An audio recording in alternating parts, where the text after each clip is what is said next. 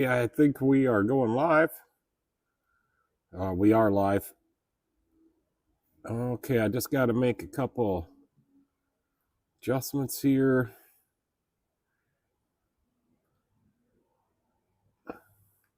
Yeah, I think we are going live. We are live.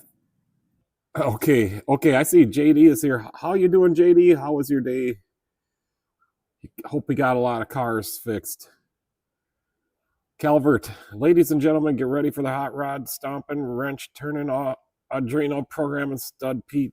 No small feat for Minnesota. Thank you. I'm gonna get back over here. Yeah, so we're on the big screen tonight.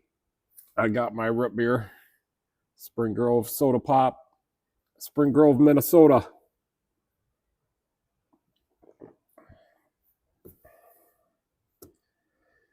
Uh, Calvert, how was your day today?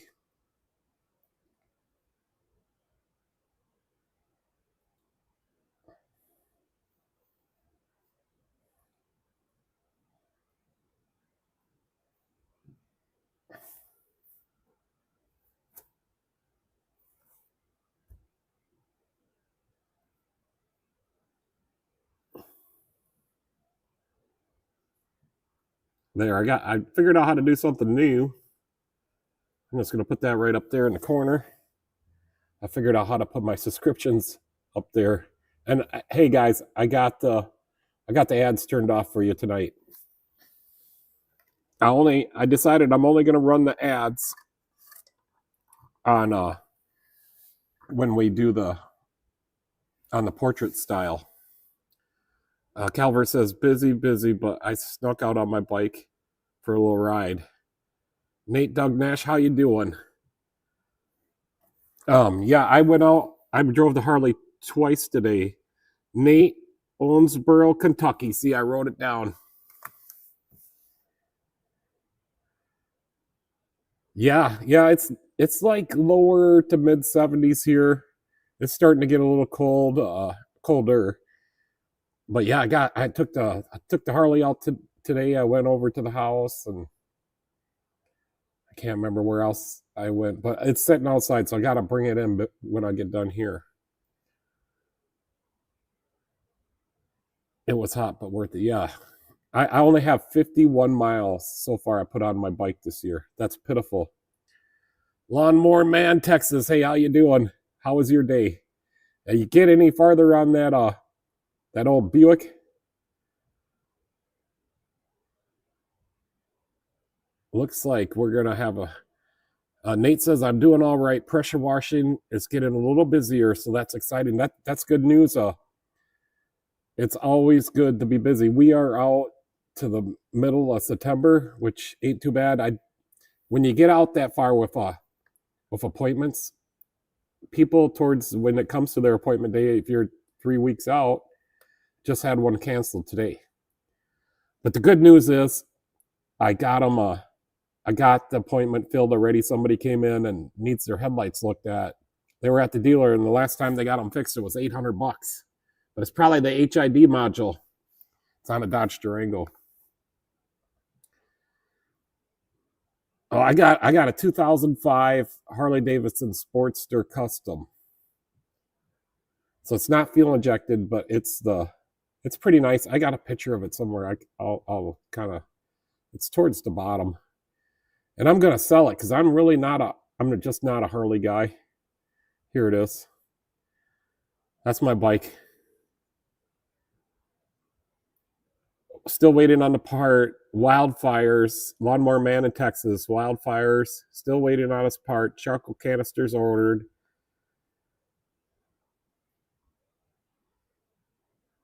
Yeah. We generally stay pretty busy. I don't advertise at all. Not very much. Just YouTube, I guess. And I think just about everybody that comes here follows my YouTube channel, or I mean, a lot of the people do. I'm located in southern Minnesota. We're about 15 miles off the Iowa border.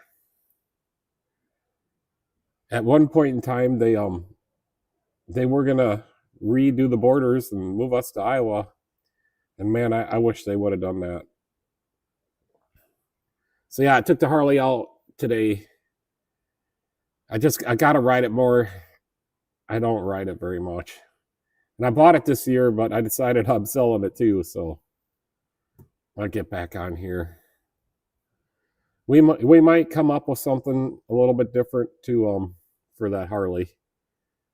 Yep, I was gonna get into that. I got it on my list. So in Central Time, it's gonna be starting just like 10:45, I think, 10:30, 10:45, and then it'll be fully eclipsed around 11:11. That's what I got on the news last night. So we should be done with the live stream by that time.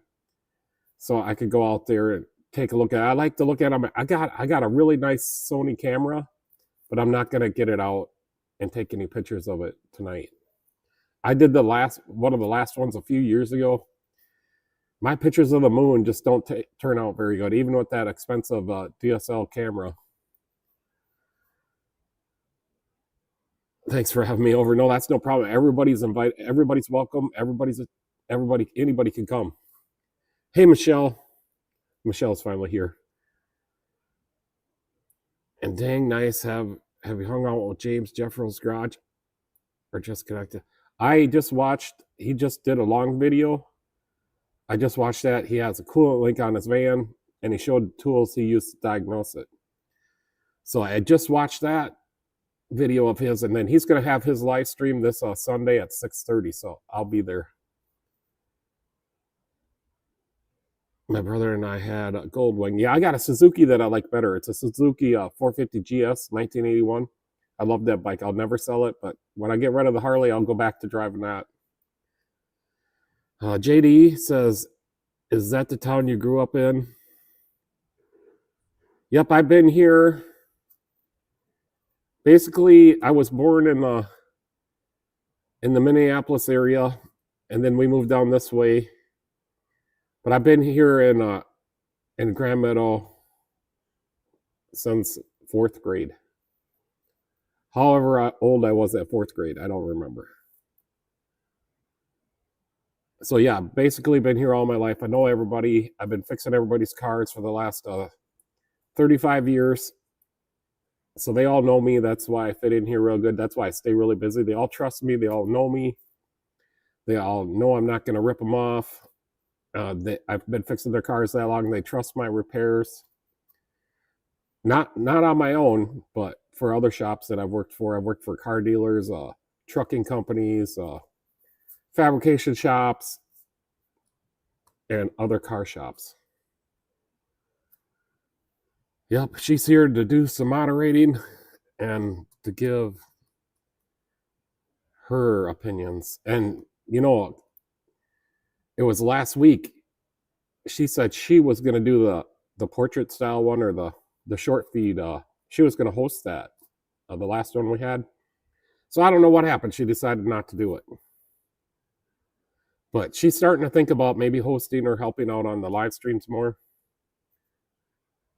But she decided not to. Today, Benny showed up in the hot rod and gave her a ride. And she covered her face. So this is today. Benny just showed up just to give her a ride, just to shoot the breeze with me. And he didn't bring me no root beer, but that's okay. He's brought me 10 bottles so far.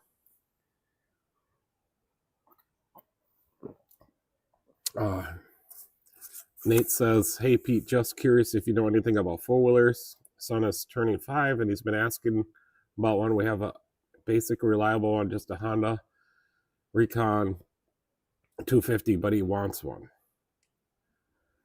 JD is still at work. Are you working on that Mercedes? I can put up some of them pictures. California howdy. I thought I got Nate Doug Nash down here as Owensboro, Kentucky.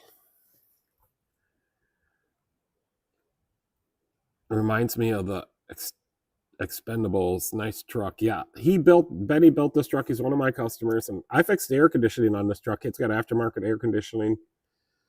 It's got a 383 carbureted, and then the rest of the truck is basically stock. He did ground up on this thing. It's one of the hot rods he has left. JD sent me some new pics, so maybe we could talk about these. Let me get back to the beginning. So I guess this is a Jeep, a Jeep Grand. Is it the same Jeep with the diesel, or is this a different one? But the computer sits underneath the battery, I guess, from what I'm understanding. That's the ECM, and it rusted through. And then now it's going to switch over to a California Howdy is from Bella Hillbillies movie. The lady in the hot rod pic you showed was doing it. Okay, I got it. Then he worked on a Mercedes. Look at the brakes rotors, the 14-inch brake rotors. I can't remember. I measured the brake rotors on the squad car. I think they were like 16 or 17-inch Brembo. He says 1950, but registered as 1948. I'm assuming it's because it has a cigarette lighter and haha. Yeah, okay, this is the same Jeep that has the diesel in it. So, man, that computer really got rusted out there. Are you getting them a new computer? Is that something you got to program, or are you going to fix this? Or that is really rusted out. And then JD's always working on a Mercedes. I haven't had any Mercedes come in here, so I'm kind of glad about that. So what are you working on right now at the shop, JD?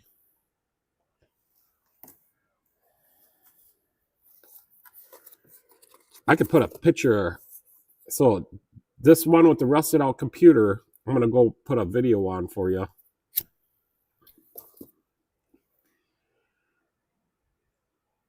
The Mercedes-Benz is a twin turbo V8.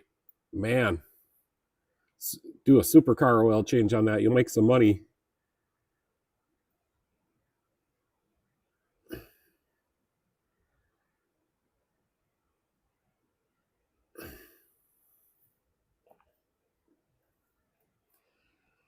The bigger brake rotors for the better gripping.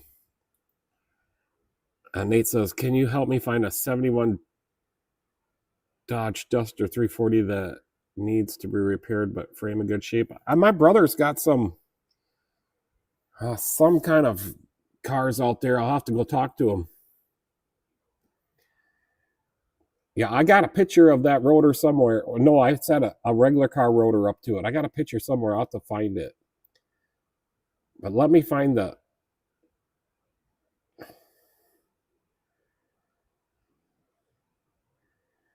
JD sent me a video of the Jeep, of this Jeep with the bad computer. I just got to find it.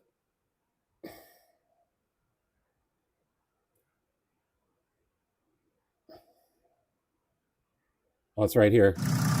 So this Jeep here is the one, the computer in that other picture. I've never seen a decent Jeep Grand Cherokee before. That's pretty interesting.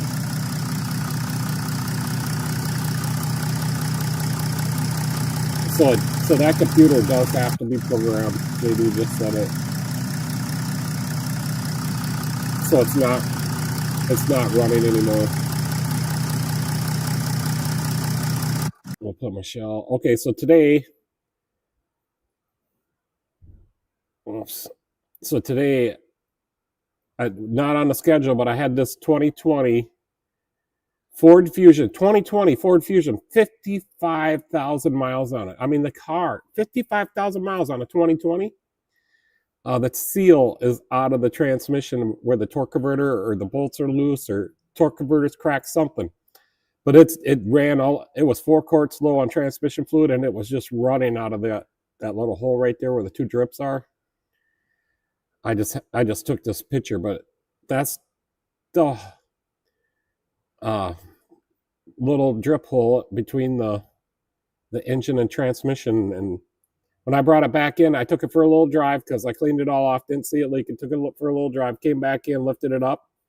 By the time I got it up, there's a puddle on the floor, and it's running right out of it. You see the 2 drips? Yeah, that's the transmission fluid. She's like black, even after I put the 4 quarts in. So 2020 Ford Fusion, 55,000 miles, junk. Yeah, I'll ask my brother. He's got some Gosh, what are they out there? I think they're a Duster. He's got some Dodge Darts.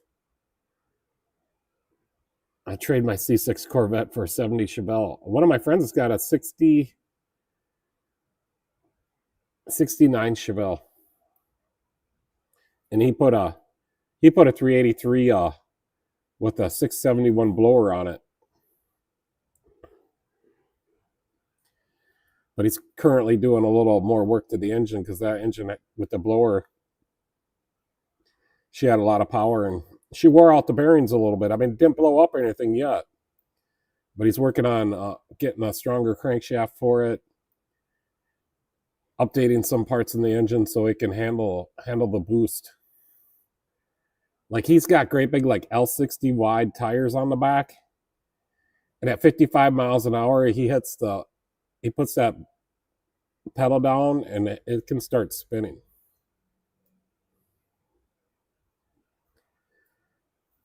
I drove it once because I thought he was full of crap. I was like, because he could never hook it up. So I'm like, I'm trying. I knew I wasn't going to get nothing at first, nothing at second. Now I'm up to like 70 miles an hour. I hit third. Still increasing speed, still breaking the back tires loose, still breaking them loose, all the way to 100. And then I'm like, well, now she's starting to get a little squirrely. So I got out of it. And that was the last time I drove it. I didn't want to drive it after that. Leisure, how you doing? Glad you're here. I know a guy that had a magic Chevelle. I don't know what that means. No, I think the torque converter seal went out of it. That's what we're looking at here. So I had that car today come in, 2020 Ford Fusion, 55,000 miles on it. The transmission dumped all her oil out, and she's from up north. I told her she wouldn't make it back. She arranged for a flatbed. They got a shop up there. So let me go back on here. So glad you guys are all here. Looks like we're having a pretty good turnout tonight. So the other thing that came in today, I got done. I got the let me find it. Well, I know I put the picture in here. So I did get I had this ride lawnmower come in. It was a drop off yesterday, and I got it done today. It didn't need very much. I do need to order some new back tires. There's a little hole in the sidewall there, and they've been driving them foot flat. So I'm just going to get them some new back tires when they're going to come pick it up tomorrow. But I got these ramps I made for the hoist so I could lift it up. I sharpened the blades, did a whole like spring and tune up on it. Changed the oil, air filter, sharpened the blades, fuel filter. I did everything I could do. Greased it up.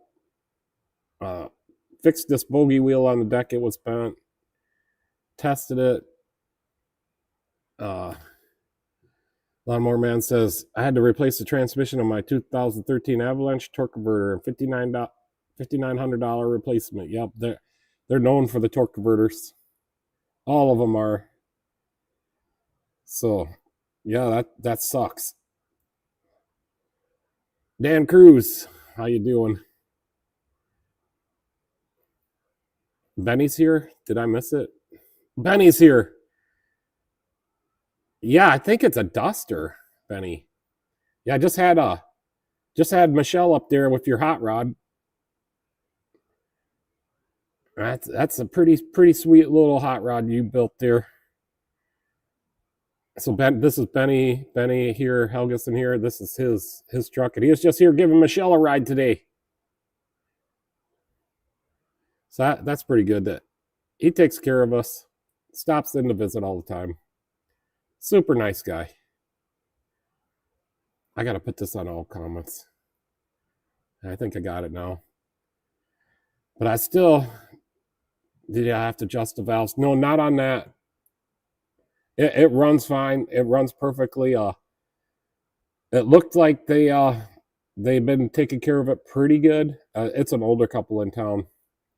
Yeah, he's talking about this. No, I didn't have to adjust the valves. It's got a Kohler engine in it.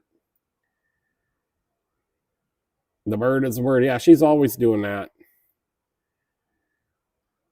There was something else here I was looking for because I just got the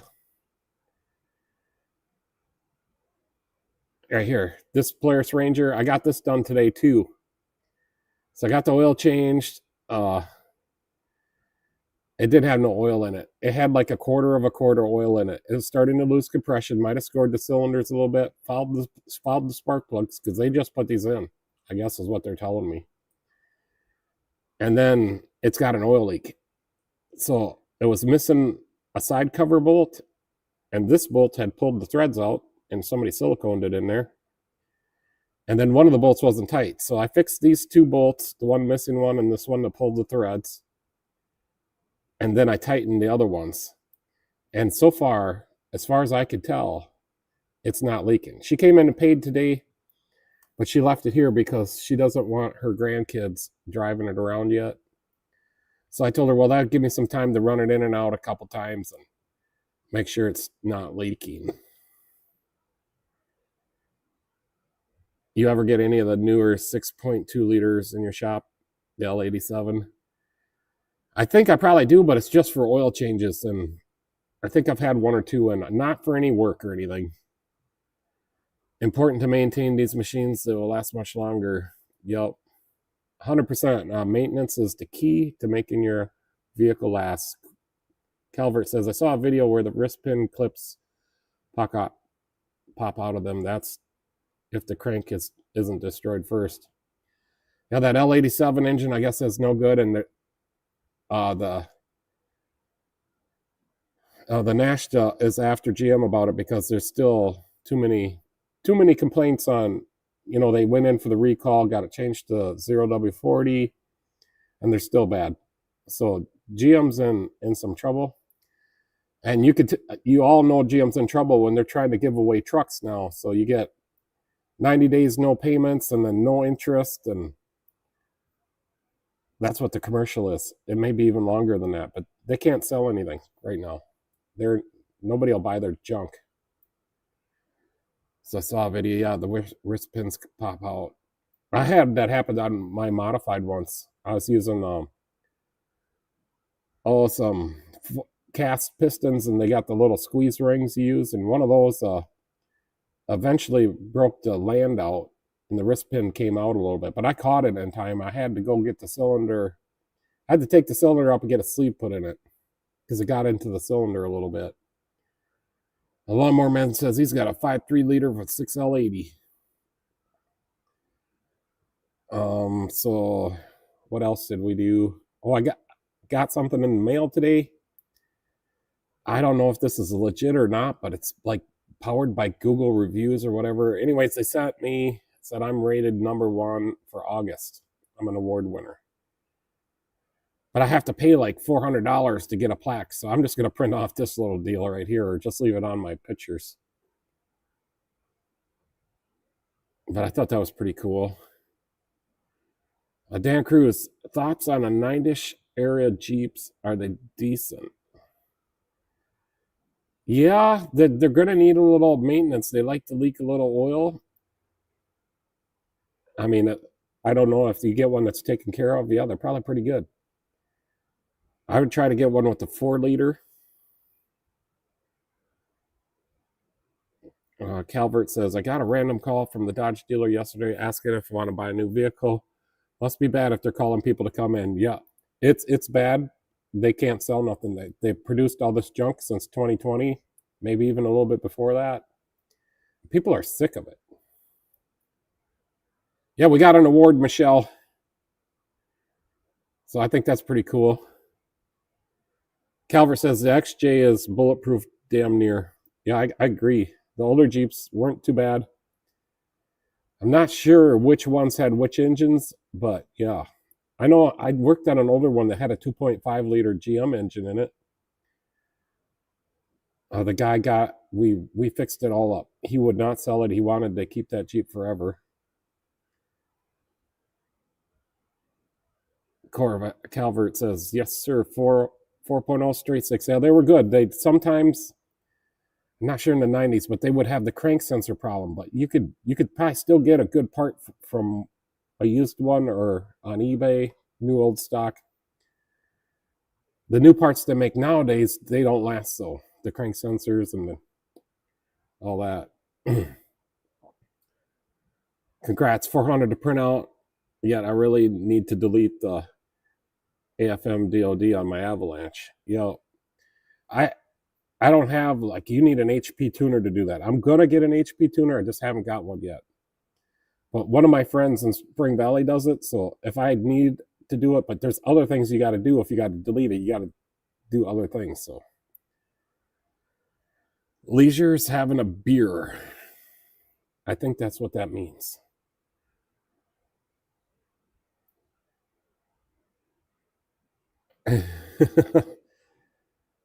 I got some new brake cleaner in, and this stuff here is the cheapest I've been able to find so far, but it's equal to my Penray stuff. So next time the rep comes in, I'm going to order 5 cases. I think he said it was like $3.29 a can.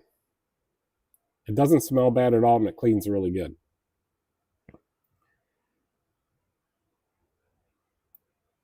Oh, the oil prices. So this is the first on the left. That was about a month ago. And sorry about this picture, how bad it turned out. I just took a picture of my computer screen. But over about a month and a half time, it's gone up from $31 to $32, $30.99 to $38.99.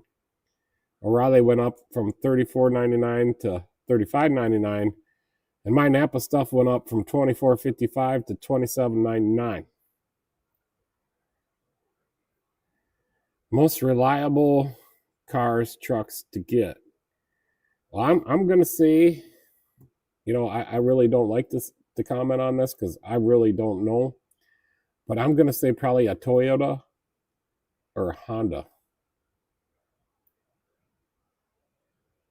That's where I'm at. I mean, I liked the Chevys until all this stuff was happening, and Ford's got their share of problems. Don't think they don't. The body is a frame. Leisure says, General Chuck Yeager said, don't wait for trouble by AC Delco. We added it. Get it now. Yep, so we do try to use as many OE parts here that we can. Michelle says she has a 2001 Expedition with 330,000 miles on its original engine. Yeah, she needs some exhaust manifolds or some work done on those. And I'm going to have to do that.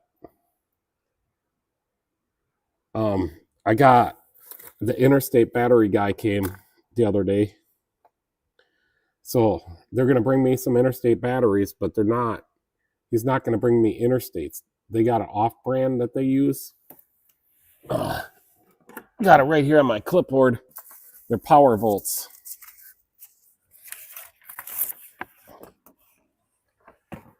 So he's going to stock me up with these power volts, and they only have a 1-year warranty, but they're cheap. So I told him I'd try it out, and it's a consignment only. So if I use one, the only time I got to pay the guy is if I use one, he'll stop in once a week, and then I got to pay him. So I'll have some batteries on hand. And last year, the batteries only lasted not even a year. 75% of the batteries I put in last year had the warranty out. And I've been asking all my reps about it. Why are these batteries failing? And they don't give me an honest, straight up answer. So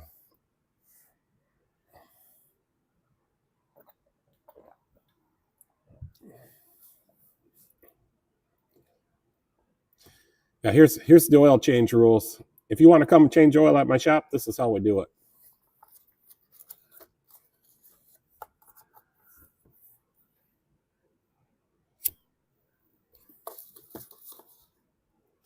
So like if I get any people that want to work here, I put them on this, and I give them the rules and tell them to study them, and I even put them out back there for they can go through it. Yeah, don't make any mistakes.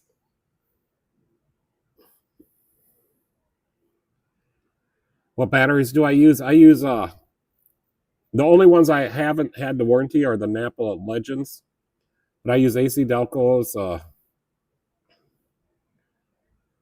We tried some batteries from O'Reilly's. They all failed. All the AC Delcos I put in, every single one of them. Some of them were on my own vehicles. They all failed. I don't like Decas because at the shop I was at before, they don't last very long. And I don't use interstates because they're too expensive. But the guy might stock some interstates here, but he's definitely going to stock me up with the power volts.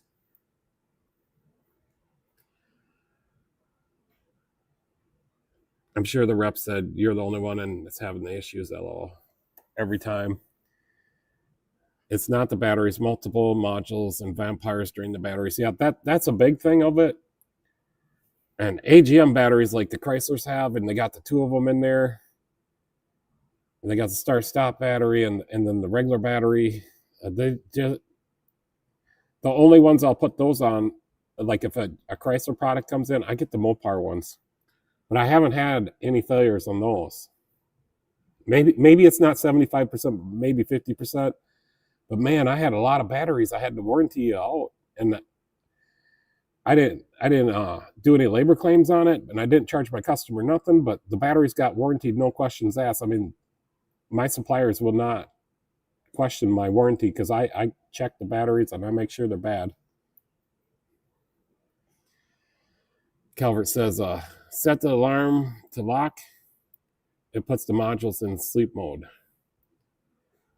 I just use AGM batteries. Seems fine. Leisure said he's had better luck with the Decos than Interstate. I had a car come in here with an Interstate that was 15 years old the other day, or I don't know, a couple months ago. I'm like, batteries usually only last 5 years, and like you got 3 times the life out of that battery. So we got him one, and that's one of the ones I had to warranty out. Can't remember where we got it though. Yeah, I could get the Deca ones. I'm afraid to. Still waiting for the factory motor parts to get to me. And Michelle, we got to call the factory motor parts because we could get some FVP batteries. I like to use some of the FVP stuff. What else do I got here? So the shore power relay little Adreno thing I made is working perfectly. So I think it's going to save us like 50% of the shore power that we use on that thing. Yeah, it was an Interstate, 15 years. JD says, I've had the Napa Performa battery in my car for 3 years, 51R, so it's probably about due for another. I had good luck with the Napa Legends. I don't think I've ever had to warranty a Napa Legend. No, I take that back. That is one of the batteries I had to warranty last year. Calvert says, trickle charge and cooler temps will extend life. Number one killer of electronics is heat and moisture. I know, but I always put in a lot of batteries, especially this time of year. And I even made a little battery memory saver. Let me put that picture up. So I just made this memory saver out of a little sealed lead acid battery. And then this OB2 emergency power cable I bought on Amazon.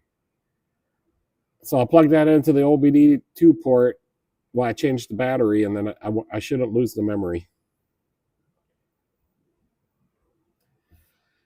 Lawnmower Man says, I don't mind paying for Interstate batteries, cheaper than marriage. Well, now you know what, Lawnmower Man? Now my customers are going to have an option. We're going to have Interstates here, and then all the batteries I can get out from my suppliers. And I did switch to the AC Delco Golds, and they still seem to be bad. The AC Delco Silvers are made in Mexico.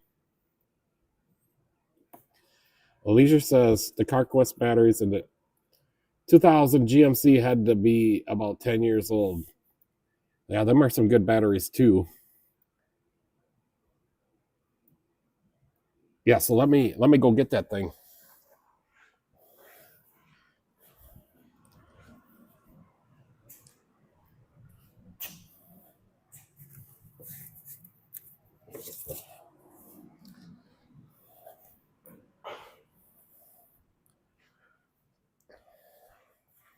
So here's this.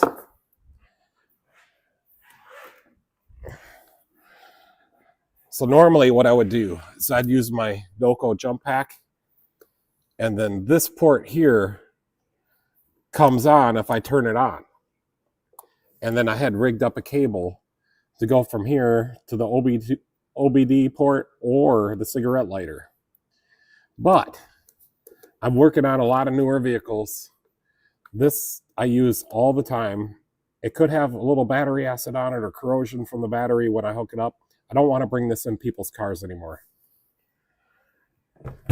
So I decided to buy this little battery on Amazon. And I bought this little deal on Amazon, and it's fused. I mean, JD was saying we could probably flip this up to a 10 amp fuse.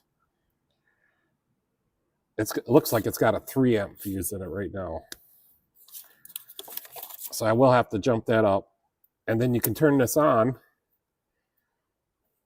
You can turn it on and off.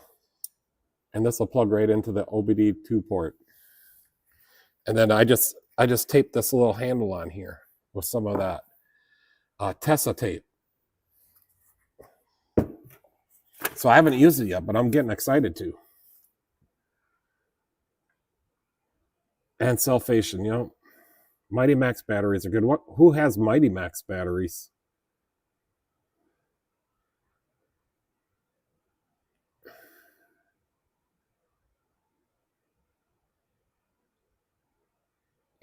Michelle says y'all are keeping Pete busy tonight. Yeah, that's good. At least we got something to talk about.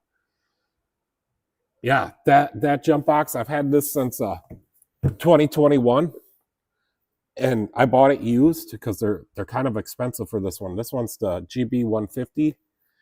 It's a 3000 amp, and it's got a flashlight on it. So if you're at night, and then on these, to get it to put out power to the cables, if your battery's dead, there you go. I haven't charged it up. I charge this about once a month, but now it's got power at the cable, so I can use this around the shop too to power stuff up. And the GB 150 has a voltmeter on it, so when I do go jump a car, I can tell if the alternator's working or not. This thing is so sweet. So if I ever need a new one, I'm getting this exact same one. It has just been a workhorse. It's never failed me. I've gone out in minus 30-degree weather to jumpstart people with bad batteries, and it works every time. Got a little visitor.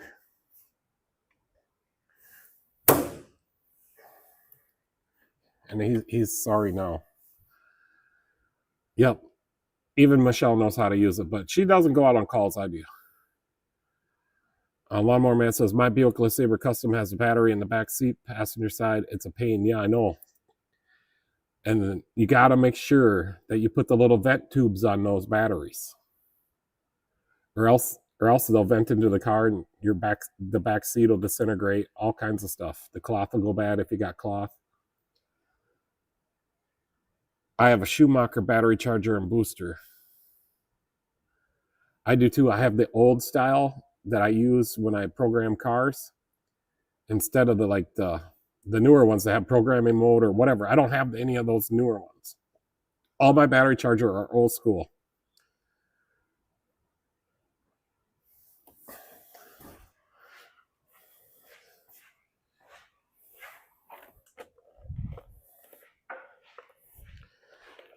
Yeah, it is a Schumacher. It's a 2 amp, 10 amp, and boost. So when I got to program a car or have the computer on it for a long time, I use this as the maintainer. And then I got a bigger Napa battery charger in the back. I've had this charger for probably 30 years, and it still works. And you can't get one like that anymore. Today's alternators suck. Yeah, some of them suck to replace.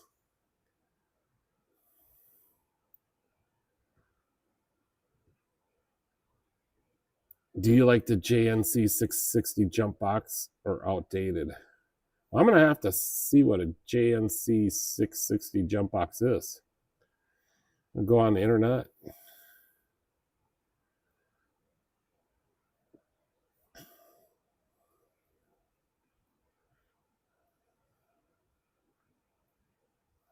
Whoops, I forgot to put the J in there.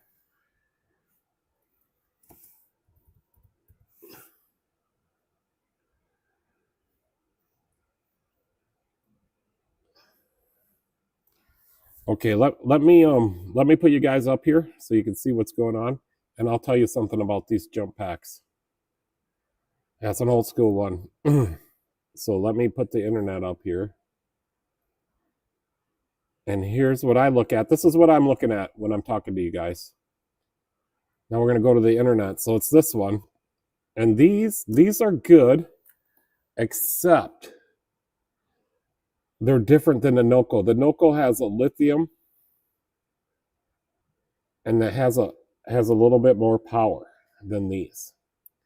And the NOCO, I've used to use these. These are heavy. The NOCO is lightweight.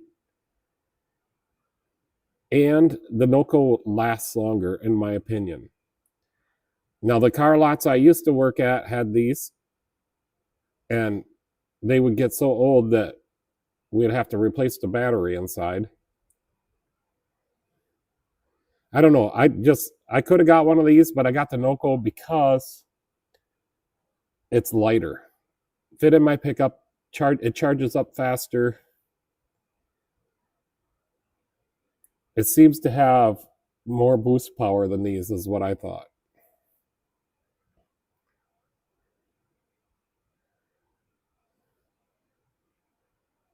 And they do, so you can get an upgraded battery for these, an actual jump pack battery that has more voltage. I've never tried that, but that would probably be the way to go if you had one of these. So I always wanted to get one of these and then put a little chainsaw motor on there with a little alternator and have it self-charge.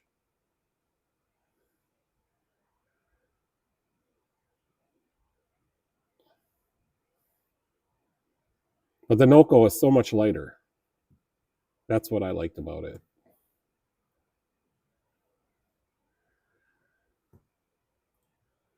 So Michelle, no wait, Lawnmower says I need a new vent tubes for the battery. It's a circular and the battery is rectangular. A rectangular vent tube? Interesting.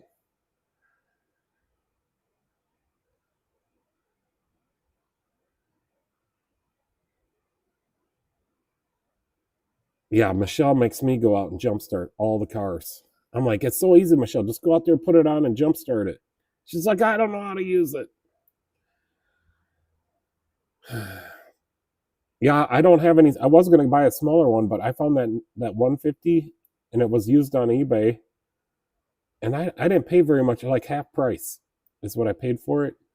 But I'm telling you, it's been going strong. I should put it on the charger. It says 11.8. I use it in the shop too to like power stuff up and all the time. Like if I take a fuel pump out of a car, I'll hook that NOCO up to it just to make sure, I'll run some jumper wires to the fuel pump just to be 100% sure that I was correct on my diagnosis. And so far, every fuel pump I've diagnosed has been correct. Michelle says her uncle uses the bigger old style ones at his shop. Yeah. You should. They even make like a smaller one. I think a Jeff's Garage Adventures, he had one on there on the giveaway, but I don't know if that got given away or not. And today is his video that you got to comment on to be in the giveaway. Jeff's Garage Adventures. Search up that channel. Do you ever use a breakout box for diagnostics? Yes, I have one. Oh.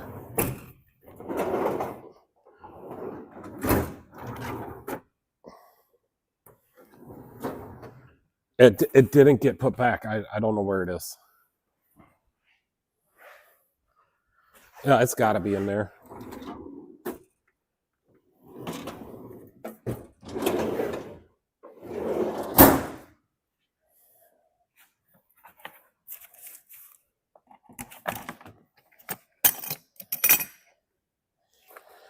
No, it was in the computer box.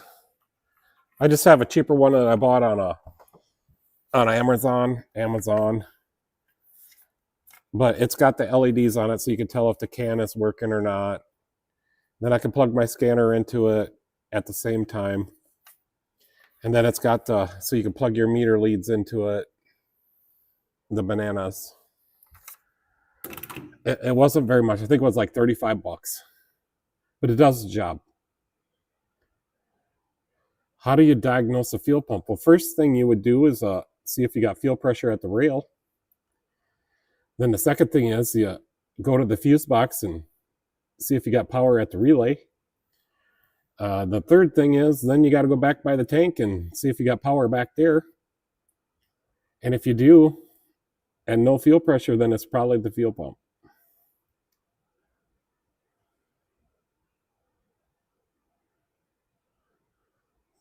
No, actually, I started out working on the older cars. I've been fixing cars since let's see, late 80s. Leisure says Calvert says keeping you on your toes. Leisure says Katrina has an Expedition with a bumper sticker. My other car is a Broom. That's a good bumper sticker. I should buy one of those for Michelle. I've been looking around for a set with leads. Well, this one you just get a set of meter leads, which we all got extra meter leads laying around. And then they just plug right in.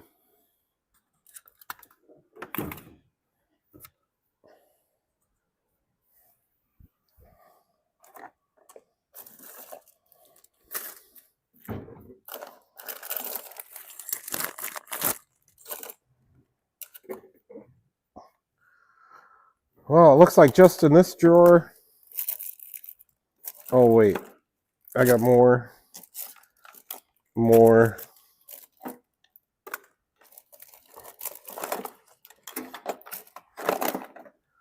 I got a bunch of meter leads in this drawer. And that's just in this drawer, and there's more everywhere. Sometimes I cut these up and use just the wire.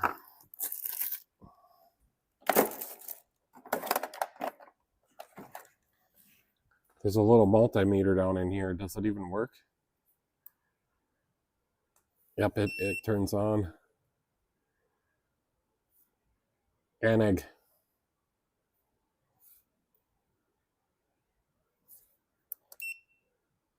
It's pretty cool.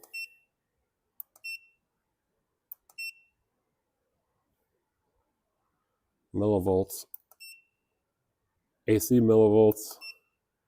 Hertz, it could do frequency. Oh, this is why I got it for temperature. It's got a temperature probe down in there.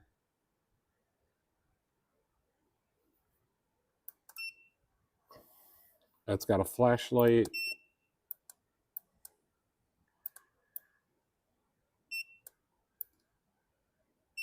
Okay, I don't know how to use the flashlight. Oh. Well, that's a red light. Oh, it's a laser. Jesus.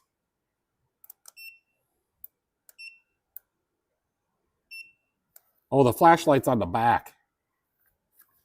I got it. Pretty cool little meter. I better shut it off so the battery don't go dead.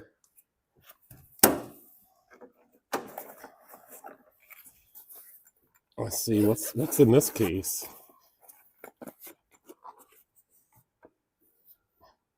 Pulse vision.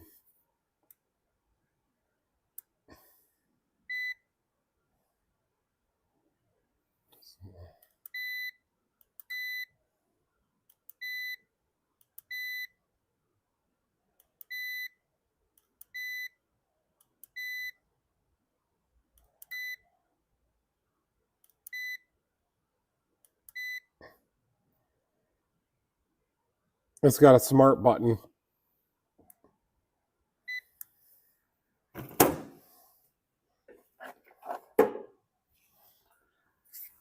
I'm gonna catch up here. Oh, Too Quick to See is here. How you doing? I caught you on your live stream the other night for cars and such. Hi, Michelle. Lawnmower Man says I went to auto part remanufacturer plant to remanufacture obsolete. Oh, I want an auto part remanufacturer plant to remanufacture obsolete. Yeah, well, the government and the big three don't want any of that. Dorman sells parts for old cars. Yeah, for right now. I don't think any electronic parts that Dorman makes are any good. Dorman is okay, but be sweet to have OEM reman with 7-year warranty. Yeah, I got an audio. I got a decibel meter.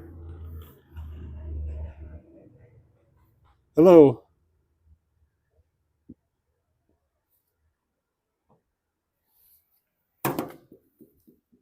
Oh, here's my OBD2 adapter for the Noco.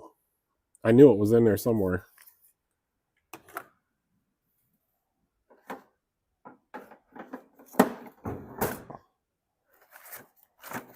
Oh, there's an old school timing light down in there. This is some of my stuff for the oscilloscope, so I can hook this up to the oscilloscope and measure amps. AC/DC current transformer, and it's a multimeter.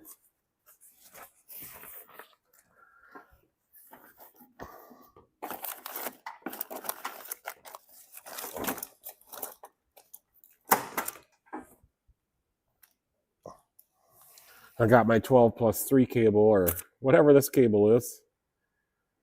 12 plus, JD knows, 12 plus something. Here's a cool little tool I made. It's a starter button, but it can unplug, and it plugs into a power probe cable, and here's the extension. So I made this one.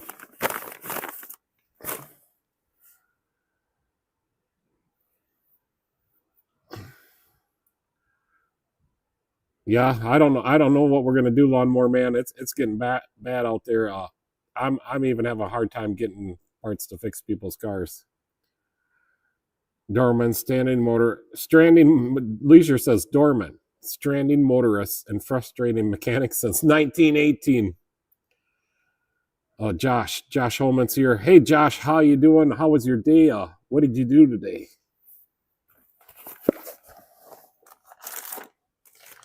I got a little relay tester. I've never tried it.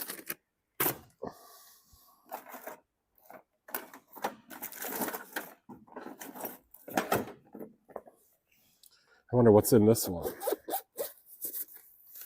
Oh, here's the original Anag. I don't even, oh, here's the power right here. So this one is not color though.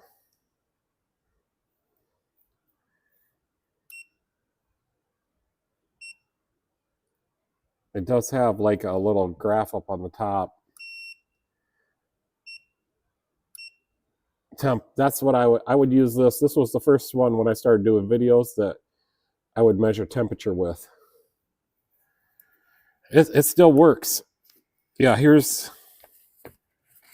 the temperature probe. So when I was doing heater cores and stuff, I'm not sure which one the temperature probe goes into. Probably the regular one.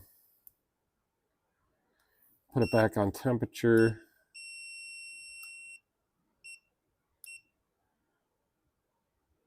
No, don't go in that one. Yeah, it does. So now it's on C though. How do I...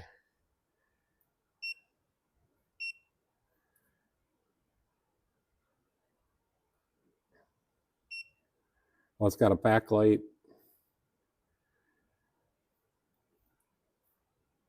I don't know how to switch it to Fahrenheit. I can't remember. It's on Fahrenheit.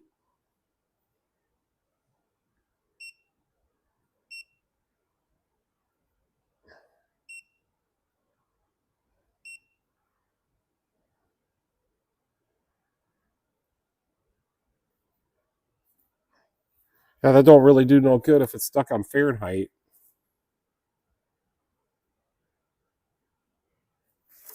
Too quick to see. The engine just blew on the car. The stupid radiator leak clogged the system, and the head gasket blew. I drove it less than 400. I think he meant 400 miles after overheating light came on, and it melted the head. No, that's not good.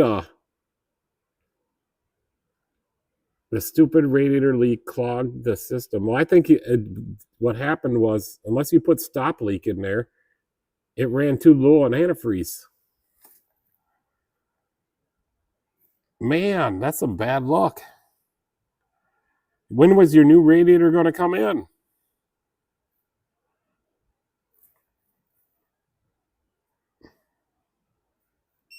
Oh, you'll get press it one more time for the Fahrenheit. It's 73 in here. Then if I hold on that, yeah, it goes right up. So this was my first one to do diagnostic YouTube videos.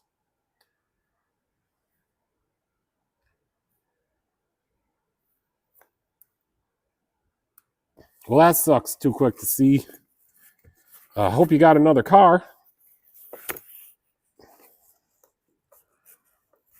Yeah, I don't know what we're gonna do with Lawnmower Man, but it is just not. It's not good out there. Everybody is price gouging.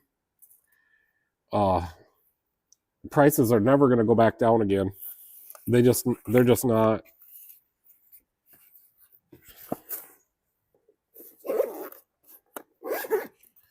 They continue. The big three and even the 4-in-1s continue to make junk.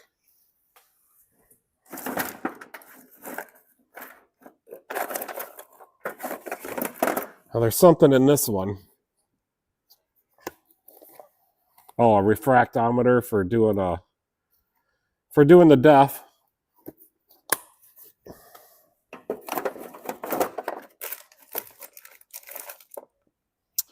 I got a little pocket meter. I bought this one because I lost my original one.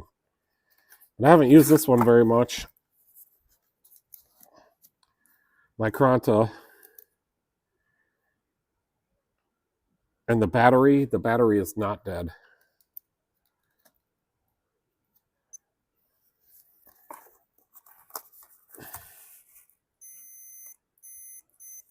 It works.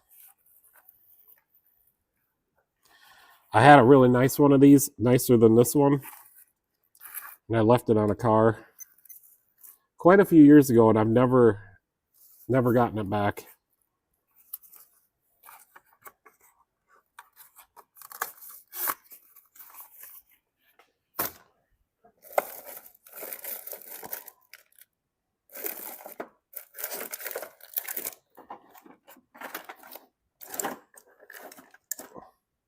So there's not too much good stuff left in there. Just a bunch of cables and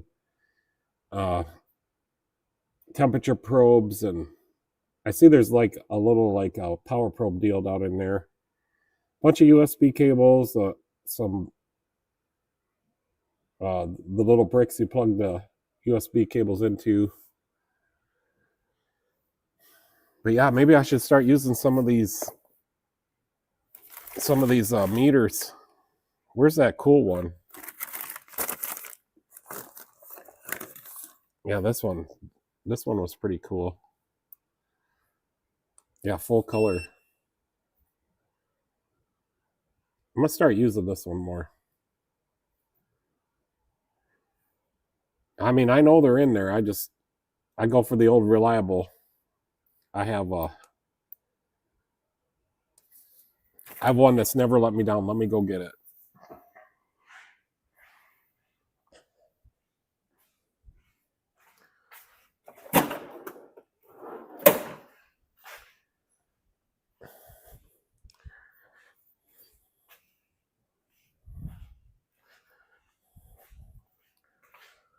Oh, it is right here.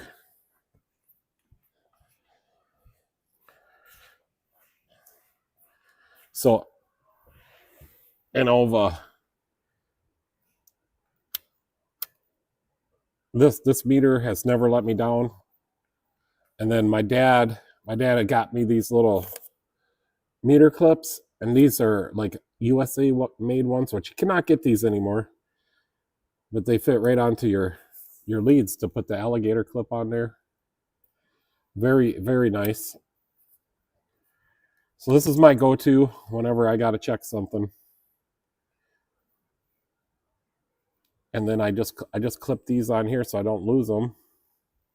Just like that.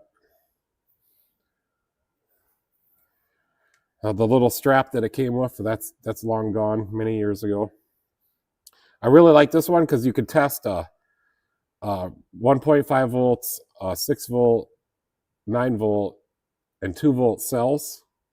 And then it gives you a red, yellow, and green light.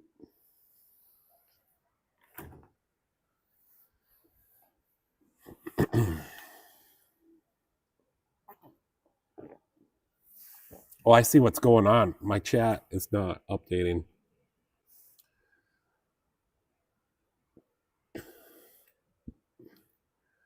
Oh man, I missed a bunch of comments. Sorry. My chat was not at the bottom. Okay, I'm gonna just catch up on the chat. Other than that, I'm too quick to see. Other than that, I'm doing well. Lawnmower Man says, I'm in Texas and F the government. Josh says, good evening. Good to one and all. Thanks, Josh. Calvert says, Texas, whoop, whoop. Hi, Josh. Tommy Boy. Message deleted by Michelle Daisy. I missed that one. Got Lawnmower Man says, I got lots of different several voltmeters. So I got a ton. They just said 400 years you got money out of your worth out of that car. I think he meant 400 miles. What's your favorite tool? You know, I was just thinking about that the other day, so let me refresh my memory on that. But I got a favorite tool. Too quick to see. The engine should have 45-day warranty. Oh, you just bought the car? Josh Holman, doing good. Hope everyone else is as well. Yeah, we're doing pretty good.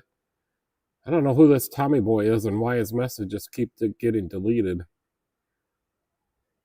Tommy Boy is in timeout. I really need a multi-million trillionaire to buy up all the automakers and parts manufacturers. Yeah, that's just not going to happen. Oh, Fang, Michelle, just trying to help me. That would be great. Okay, I'll bring him back. Isn't Tommy Boy the CEO of Ford? 400 yards. Oh, 400 yards is what he went. Clogged water jackets or probably radiator. Yeah, he was having problems with his radiator was leaking and he put some plastic welder on it. Too quick. It's about cash flow. Trigger happy hands here. Have a good one, y'all. Well, I don't know what happened. I missed your comments, Tommy boy. Sorry about that. I think you've been on here before.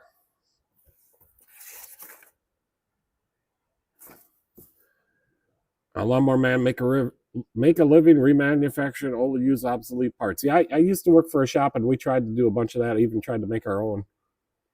It's full of coolant and oil still. New radiator came in yesterday. I was thinking about sending it back because the two-part epoxy worked. Oh, but something in there, it had some stop leak in there that clogged everything. Sorry, Tommy Bill. It's only me making sure everyone is nice to each other. Lawnmower man, stupid Gestapo politics. I'm good. Michelle Daisy. Man, I'm missing I'm backed up. Telling you fellas to tell the shop something that I could void his warranty. All right, Tom finally got the Tommy boy. Telling you fellas not to tell the shop something that could void his warranty is terribly not nice. You got me. I don't know what I'm telling you, something that could void your warranty. I don't know what you're talking about. Sometimes we get a couple of trolls. I thought he was in here being rude trolling. I love to stay, but gotta make dinner. Do the 3 S's. I don't know what the 3 S's is. Sleep, something. I left you like me. Thanks. Have a good night. Thanks for coming, Calvert. Nice to have you here. Definitely, Tommy boy.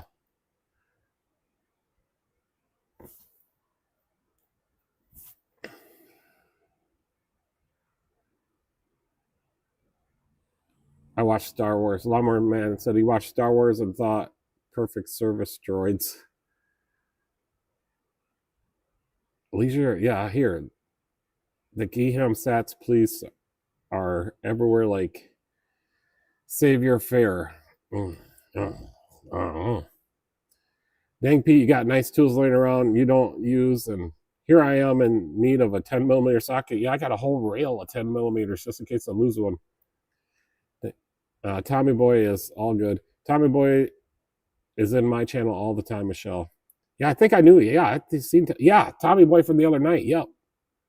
I don't know what I missed there that something was wrong. Shit, shave, and shower. Okay. Shower, shit, and shave. Yeah. I got that now. I thought maybe one of them might be sleep. Sorry about that. I wonder, Michelle, you're gonna have to fill me on what happened with Tommy Boy, but I never seen any, and I think I subscribed to his channel. Let me just go check. I'm gonna go on the internet. Somewhere the internet.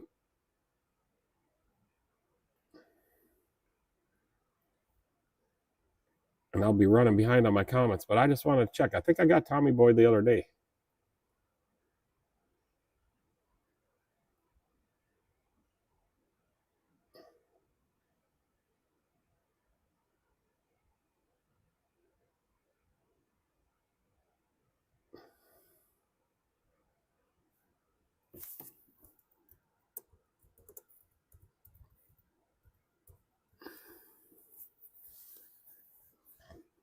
Oh yeah, I remember. Yeah, I did subscribe to your channel. I don't know what Michelle was doing. Sorry about that, man. I don't know. Just trying to find your channel for sure. Cause yeah, I had to scroll to find it the day you said you were gonna subscribe to mine. Yeah, that's the day I said 11 and you said make it 12. Pretty sure that was you.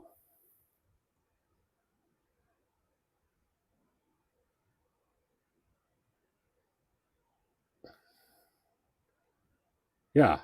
Yeah, I got you.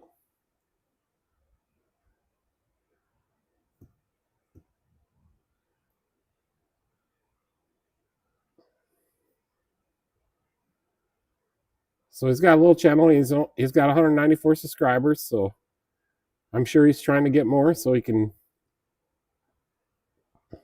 get some more subscribers. So let's just go. I used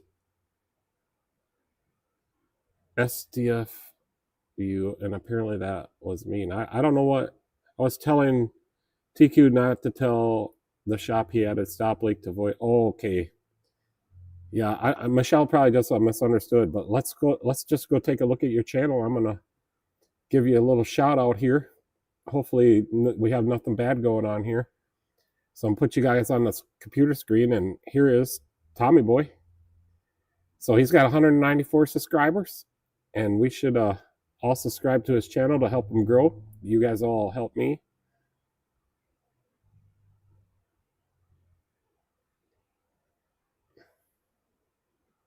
And it's nice to have you here, Tommy. And thanks for subscribing to me the other day. That made my day. I was like, I was having a good little live stream, and I got 11 subscribers, and then I went on too quick, and you came over there and you said make it 12. That just made my day. I was so happy after that.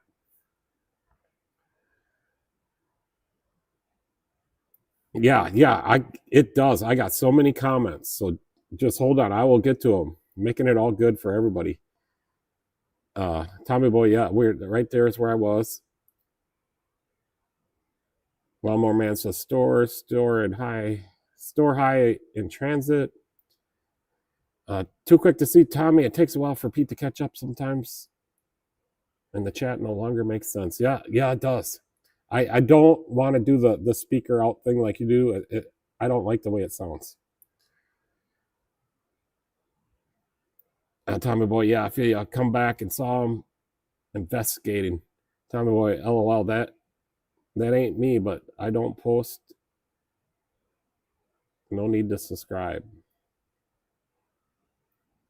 That ain't you?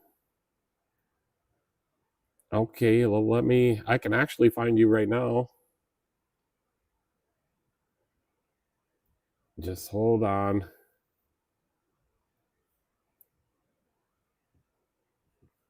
I thought that was you. Sorry about that.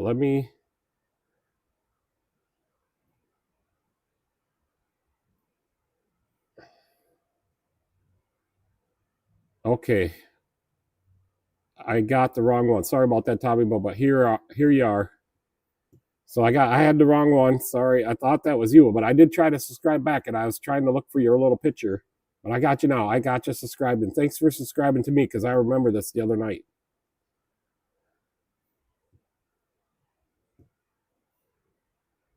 Oh, so yeah, he doesn't post yet. I think he's got 4 subscribers and maybe 5 now, because I just subscribed back. TQ, you gotta get a bike and put us in the basket.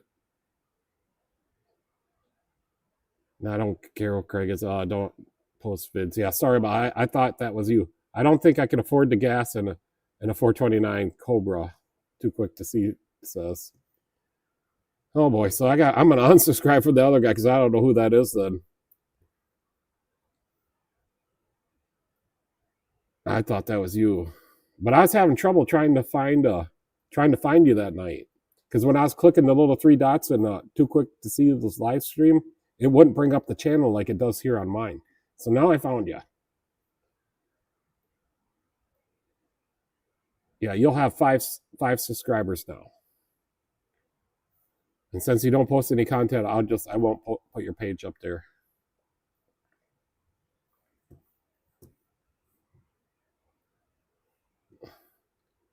Get a backwoods credit card.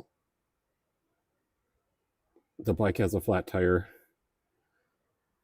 I can afford the gas in it as long as we keep it parked. Yeah, so we had to postpone our trip till October. We're going to go down to Florida because I didn't have enough money for gas to get back. So even though I run a shop and a business here, we treat all our customers super fair. We do super good work, and at a discounted rate, put the best parts on, stuff like that. The other day I made a list of like all the stuff that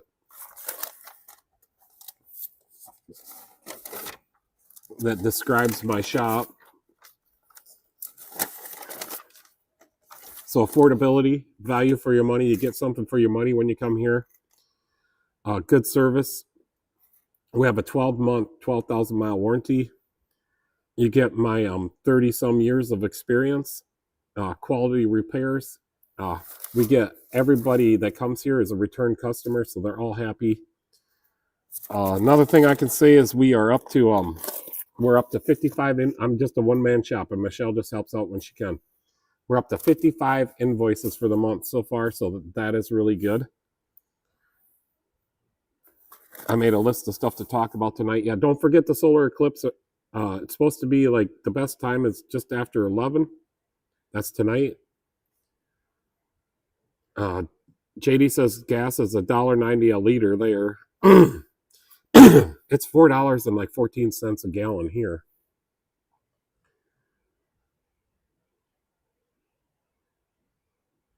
Too Quick says, good idea, Tommy. I'm thinking about saying yes to the Cobra for one day. So you got a Cobra Mustang? Is that what I'm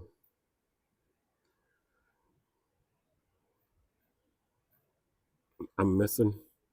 So I did have a YouTuber call me.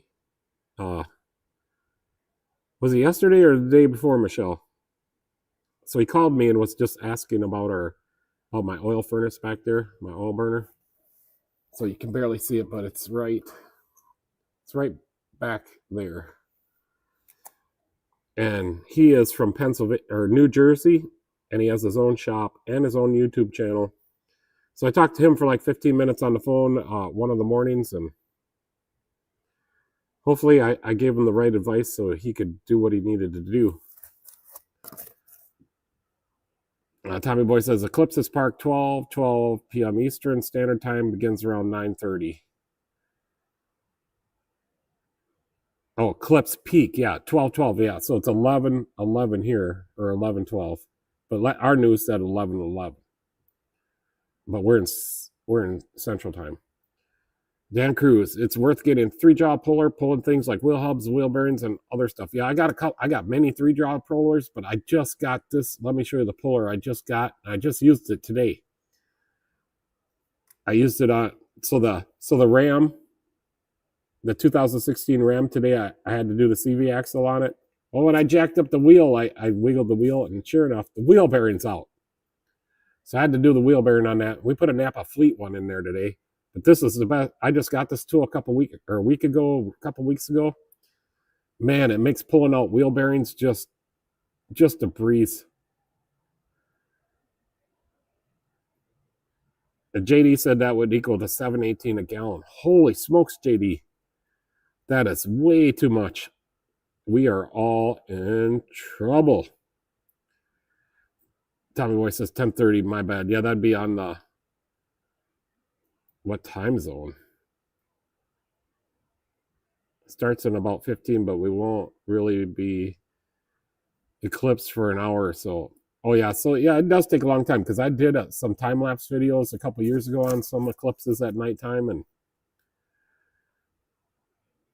Pete, can you warranty my engine from another shop? Yeah, I don't think so. What kind of you got? Do you got a?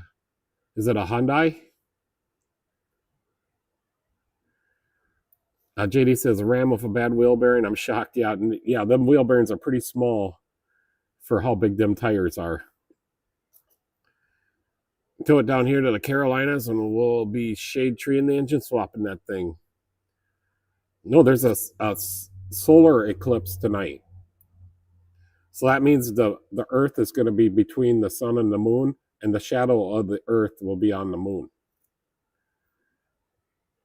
Lunar eclipse, yeah, that's what I meant to say. But the Earth is going to be between the sun and the moon. Too Quick to See a 1964 Chevy 429 Cobra. You got one of those? That would be a sweet ass car. Lunar eclipse peaks about midnight. No, in the central time zone, they said it would be 11.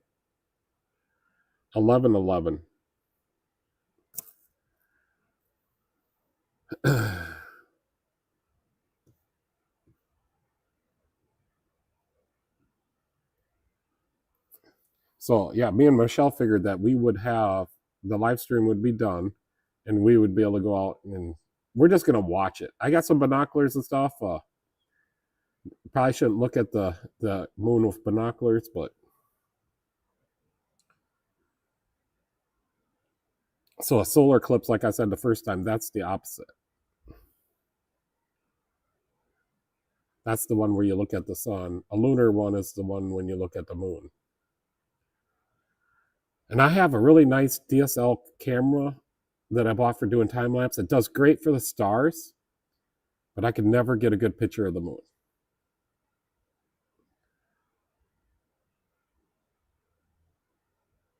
Yeah, it's in less than 2 hours. Oh, okay, too quick. I'll try to catch you and like your stream, and I do. I even sometimes I'll even catch you and I'll just throw you a like even though I don't come on. I always try to do that whenever I see one of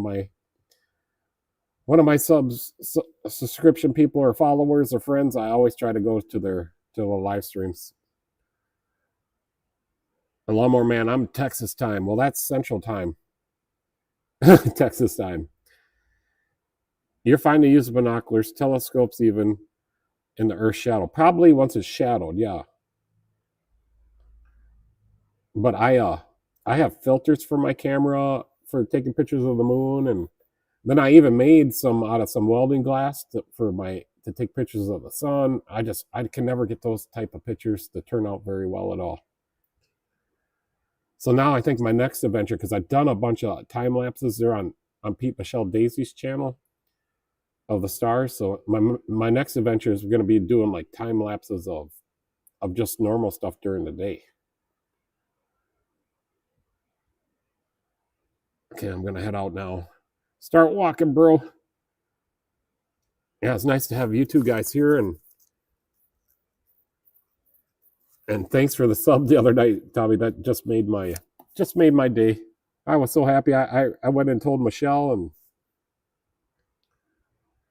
yeah, so I don't think Too Quick to See sleeps very much. He's always live streaming. Yeah, so if you're new to Too Quick to See, go check out his channel, and he's always doing live streaming. He wants to get on the automotive talk more and the technician stuff and more about cars. But he does stuff. His videos are always about cars, whether he's in them or not. Just sometimes they don't talk about cars.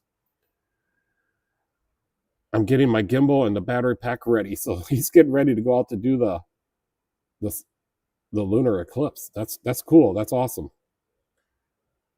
Dan Cruz, what are your favorite ratchet brands? My favorite, I got a couple, and let's just go take a look at some of those. And I'm gonna flip the camera, and we'll just walk around the shop.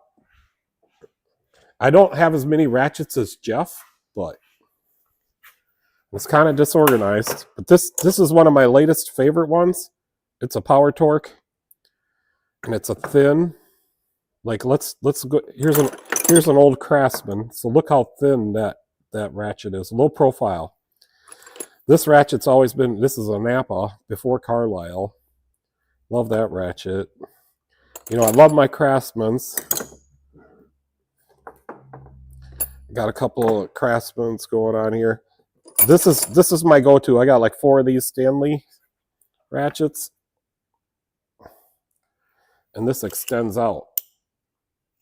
So this is really cool, and then it flexes, and it's got a lock. I got like 4 of these.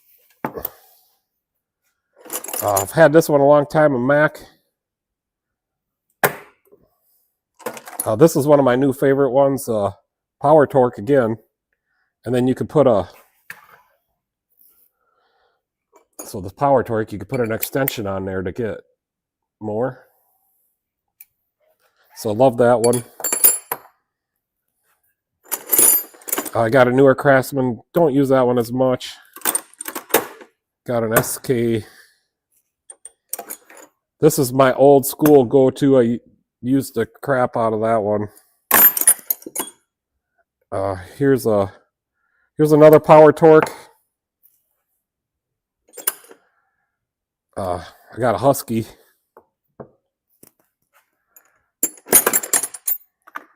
I got this guy here. I don't know. Performance Tools. So that's what's in that drawer. Just some, not very many, just some old Craftsmans and stuff in here. There's an SK. The other ratchets, quarter inch. I love this one. Right here. This is, I think it's a Power Torque. I can't read it. But I got 2 of these. And then it looks like there's a Craftsman here. All right, let's go to the other toolbox.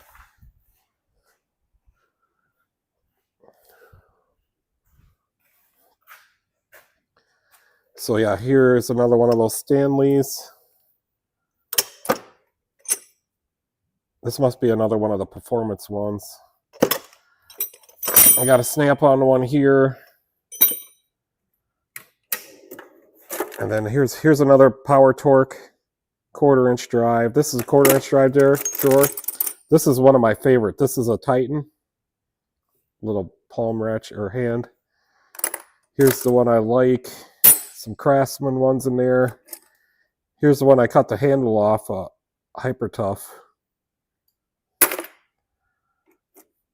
And then I got a couple more ratchets over here.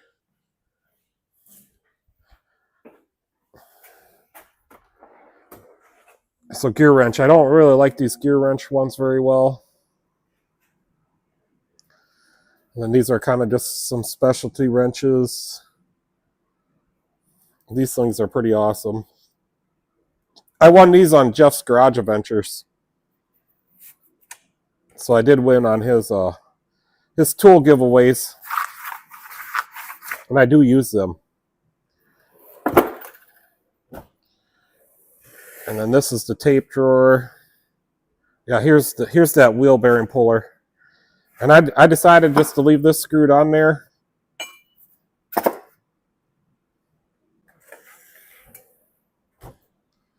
I think that's about it for the ratchets. So the Power Torques, that's what I like.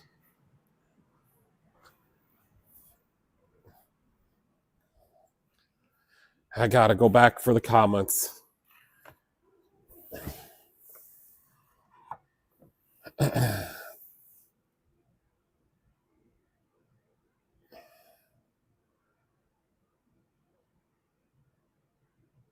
Yeah, so I would say Mac, Craftsman, Stanley, Power Torque, Titan. I like all those. Have a nature call. Y'all be safe. Thanks for coming, Lawnmower Man. Can't wait for some updates on the Buick. Yep, them Stanley extending ratchets, man, and they even warranted some for me. And they didn't want the old ones back. That's why I got so many. There's a broken one down in the bottom of the toolbox. I got a lot of work to do when it cools down and parts are here. Yeah. Well, do some videos on it and start a YouTube channel. Or do you got one? Let me check.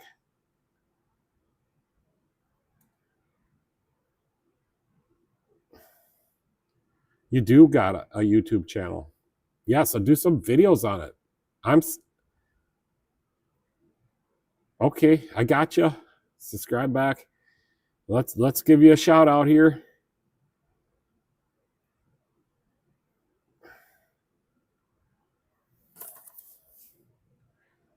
Gear. Leisure says gear stench.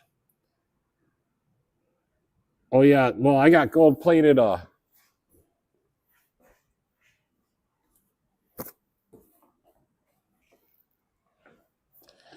got a gold plated Hyper Tough.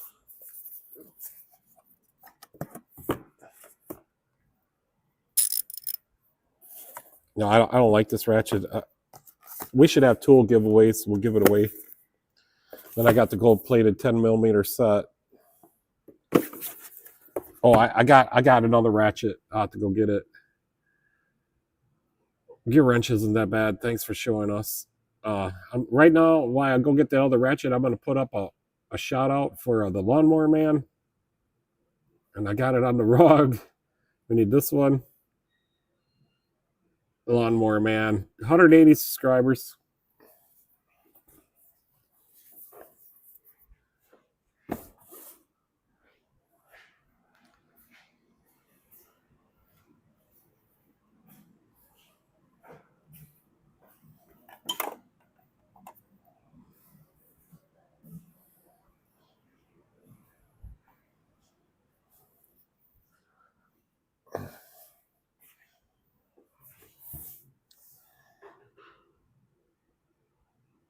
subscribe to the Lawnmower Man so he can get monetized.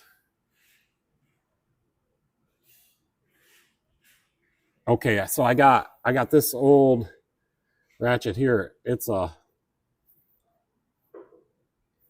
Craftsman. Look at that. And it works.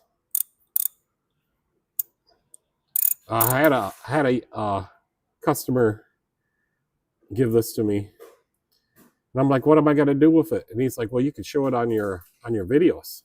So here it is. Tell me what, I've been sleeping on Hyper Tough apparently. Yeah, I don't know, that ratchet is really goofy, and it was like on the Christmas thing, and we just opened it just the other day. But it's got 3/8 by itself here. Then it's got 1/4 inch on the end with the 1/2 inch drive here. So it's all 3 drives in one. I don't know. It sounds okay. Sounds like a 90 tooth. Yeah, Jeff has the ratchets, man. I don't know. It would take me all day to decide which ratchet I was going to use to fix the car. I'm kind of selective the way it is, but if I had the selection that Jeff has, my God. Hey, look, we gained a subscriber. I got the count up there. New Britain Machine made that Craftsman, the old vintage one right here. So that was in the USA though? Yeah, it says made in the USA. You wouldn't be able to see it, but right in there. But a friend of mine and a good friend of mine, and then he subscribed to the channel and he watches the live streams. He doesn't comment, but he gave this ratchet to me, and I'm very thankful for it, and I'll cherish it for forever. I've always loved Craftsman tools, like besides for the ones that say CM on them, China made. I cannot stand those China made tools. All the screwdrivers break, the sockets break. They're not made out of the same metal. It's brittle. I found a new picture of the modified. So here's what it looks like right now. I think that's when we pushed it in. No, the engine's in it. So it's running again. This is all running. Michelle's not in there.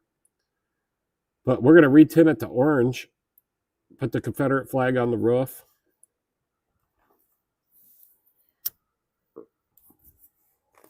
It's all converted over to E85 right now. It does, if we're going to race it, it does need new tires and new heads. Well, it doesn't need new heads, but it needs new valve springs. They just haven't been raced in 18 or 19 years. And it's a roller cam. It's got like 780 lift, so I just would never race it without changing the valve springs.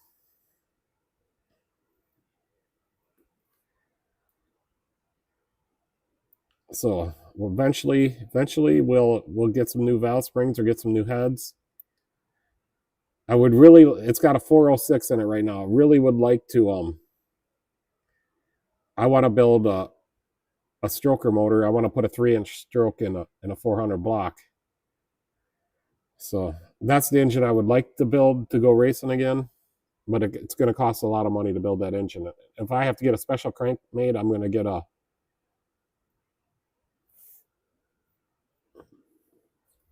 what are the new cranks? Yeah, 4340 forged steel, but I'm going to get a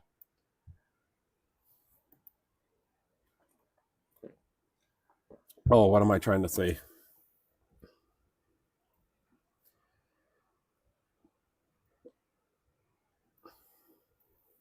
Well, I'll think of it in a minute.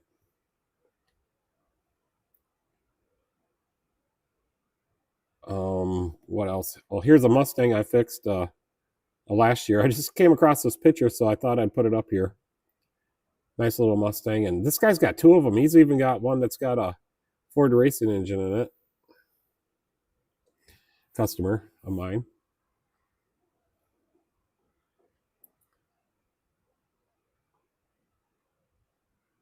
Here's the rear cover on the Chevy I did last Sunday.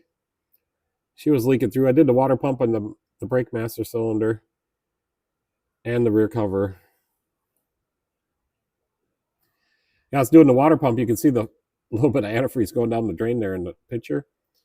But when I was doing that, I'm sitting back over here where I sit right now, and I'm looking over at it, and I'm like, there's oil leaking out of the differential. So I let my customer know, and he okayed everything, and I got it all fixed up. Here's that new tape I got, the wire harness tape. Better off of a 350 box, 400 run blocks of Siamese cylinders. Yeah, that's what I got in there now, and she works good. I have she has a hard time getting to 200 degrees the way it is now. It's bored out 30 over 400 block. But yeah, they do run hot in the middle. You don't want to get them hot. That's for sure. So my oil temperature on that 400 406 would run hotter than the coolant temperature. Like she would go up to 350 degrees on the oil temp racing. But I want to build. Can't remember what size that engine would be. It'd be like a 324. No, it'd be bigger than that. It'd be like a 348, 353. But she'd be a screamer. Here's some trans fluid I changed in a GMC Terrain the other day, before and after.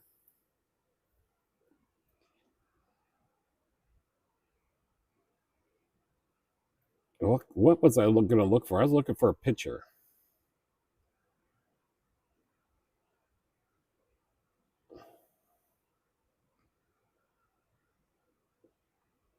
Yeah, where I was talking about that crankshaft.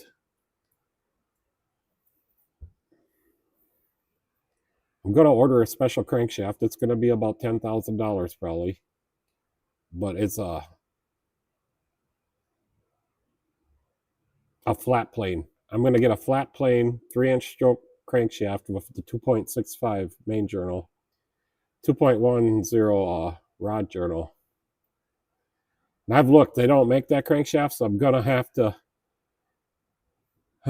order one. And then it would also be nice to do reverse rotation. I mean, if you're going to put that much money into an engine, you might as well have reverse rotation. Well, the heads I need are $4,800. So I was just looking for another picture of what the engine looks like right now.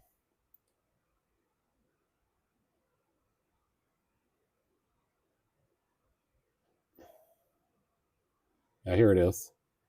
So here's the engine I got in there right now, and I really would not want to race this engine unless we put new valve springs in. And to get I'd just rather update the heads. It's got World Products on it right now, cast iron. But I'd rather update the heads to aluminum, and they would come with new valve springs. This engine's got triple valve springs, so. And I custom pressured the valve springs. It took me a week, and I had to go up to a machine shop that had a valve spring tester, and I had like 4 sets of valve springs. And I custom did the whole valve train in this engine. It's fully balanced. I mean, this crankshaft in this one is a scat crank, 4340, 4340, 40, yeah. It's lightened, balanced. As far as I know, I've never had an RPM limit on this engine, and she can go pretty high. It's got 55 nights on it, and I take the oil pan off every night after the race just to look at everything and clean it out, because it gets a bunch of sludge in the bottom when you're racing on dirt. I have no idea why I got the engine out of the car right now currently, but I took the engine out, flipped it over, and it's got the heads on it, so the headers are on there. Super competition hooker headers. I did request that this engine remains external balance. So this is an external balance on this engine.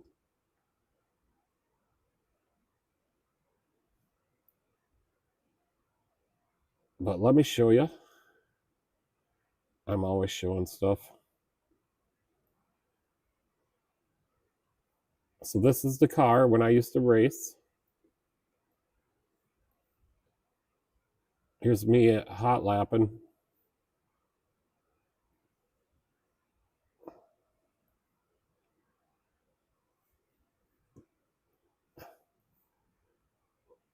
And I did win a couple of times.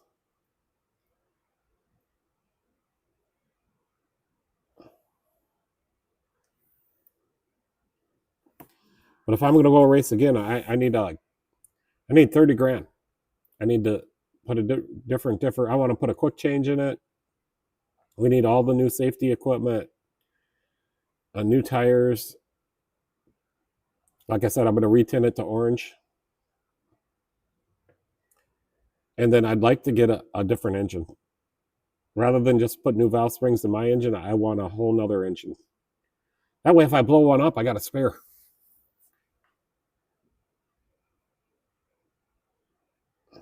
But yeah, a flat plane crank. Maybe that's going a little overboard.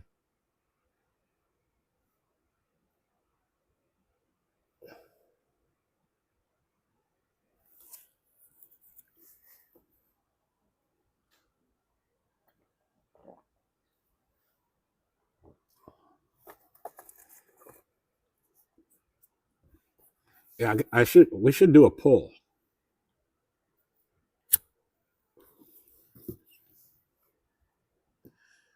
You know, I agree with you at leisure. 350s are the way to go. But the guys I race against, the US MTS guys, they run bigger engines than that. They run like I raced against one guy that had one of the old Oldsmobile rocket engines, and it was 472 cubic inch small block. And most of the engines now are like sprint car engines are like 412s. I race against, and they have some serious horsepower. And what should we do a pull of? Think of something, Michelle, and let me know.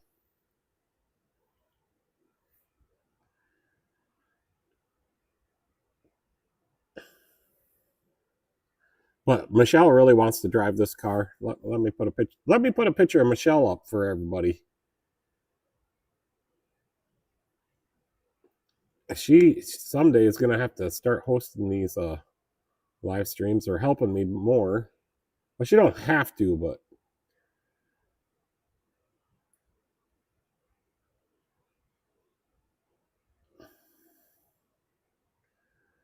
oh boy, I can't even find her picture.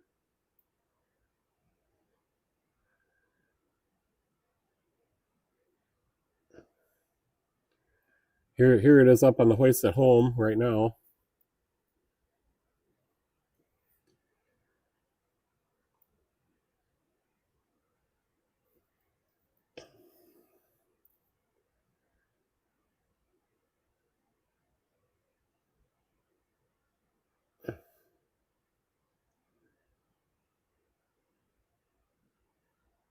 Dan Cruz, the only racing I do is see which car the transmission goes out first.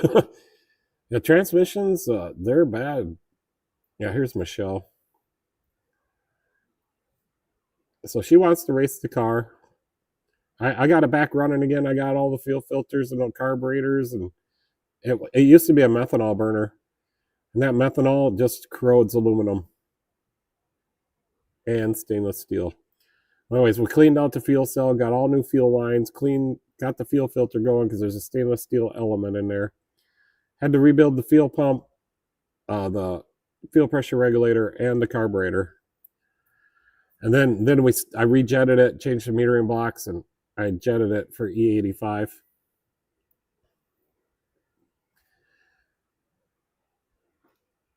I have a video that we could put up. Let me find it.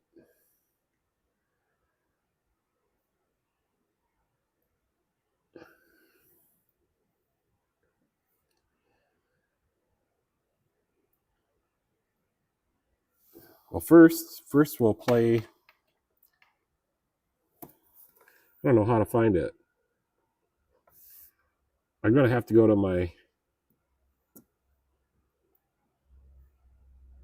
Search across my channel. Okay.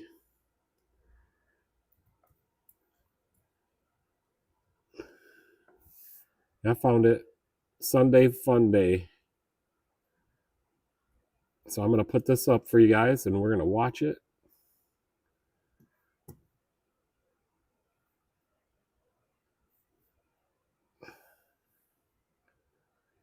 But here it is after I switched it over to 85, and I'm just going to do a. Let me put it up. Let me get you guys on the screen.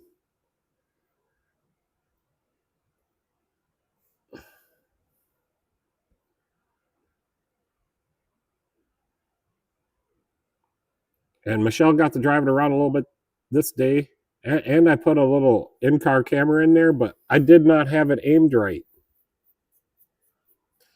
So you just have to bear with it. You can barely see anything on the in-car.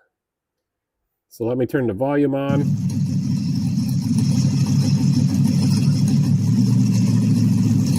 So she's running on E85. We just got it running after 18 years. It was sitting for 18 years. I had the engine in storage, but I put the engine back in the car. And this is me driving. Is that all you added for your butt? So I can reach the pedals.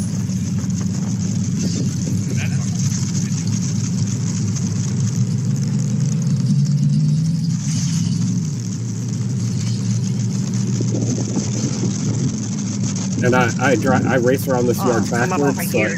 I don't fly out onto the highway.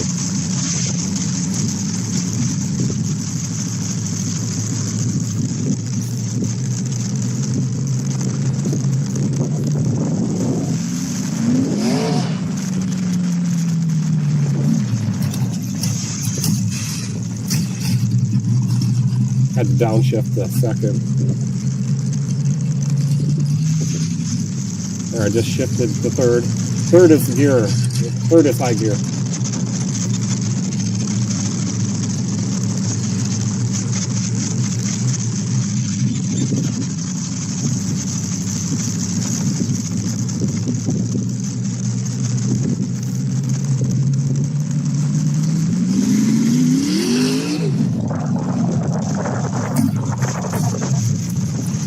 And I don't want to go flying out into the cornfield either.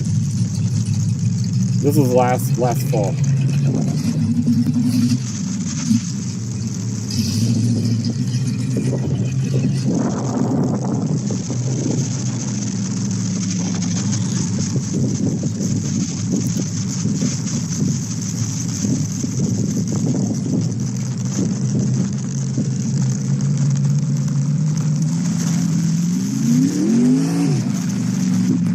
Okay, I'm gonna find you guys another one.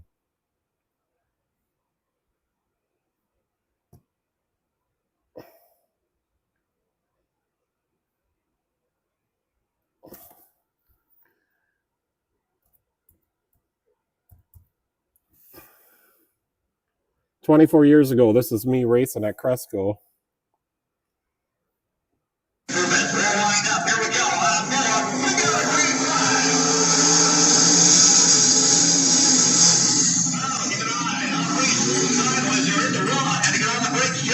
I'm passing a guy.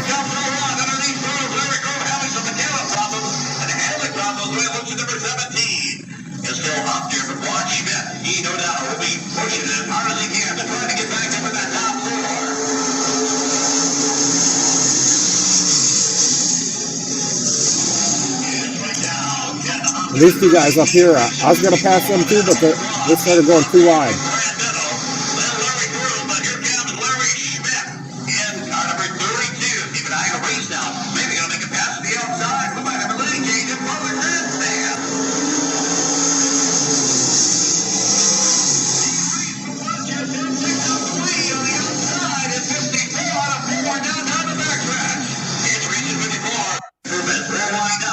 That's pretty cool, huh? I got third place. That was my first race ever at Cresco. I got to figure out how to get out of here.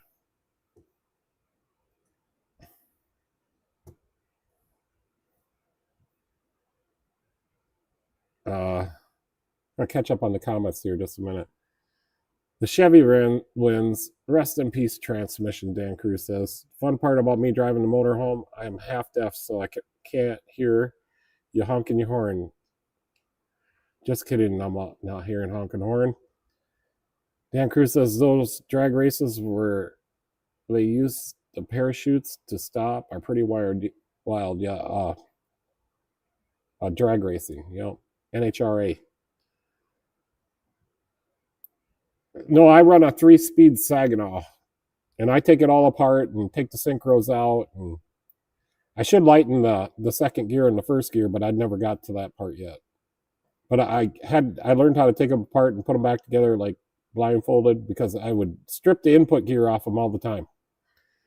Jesse Jolson, hey Jesse, how's it going? Yeah, I think I have a video. I'm gonna go find it.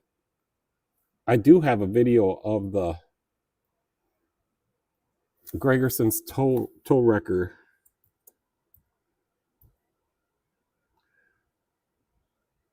in the parade.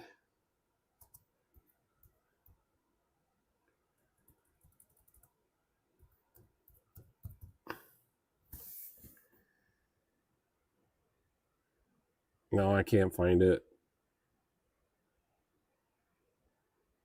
I thought I had a video of the tow wreckers. You know what it is? It's on my other channel.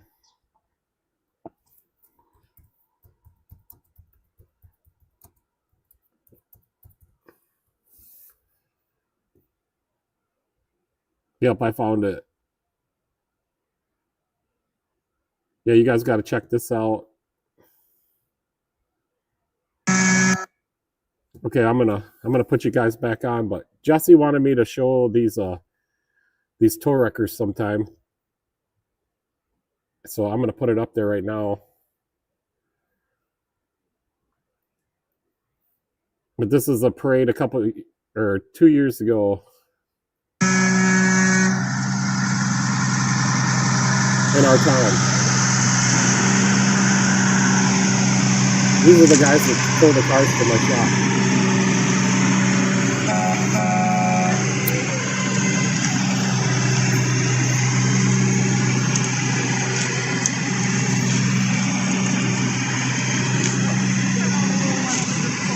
He always does this.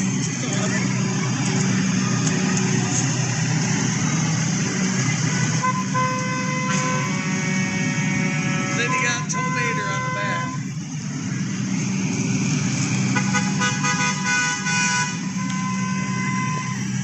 That's pretty cool, huh?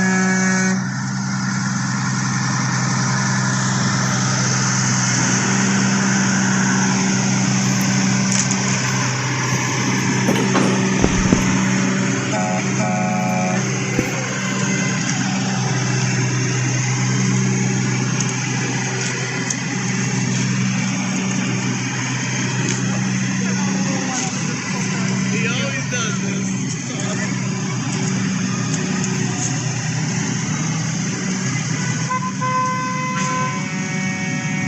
Then you got Tomater on the back.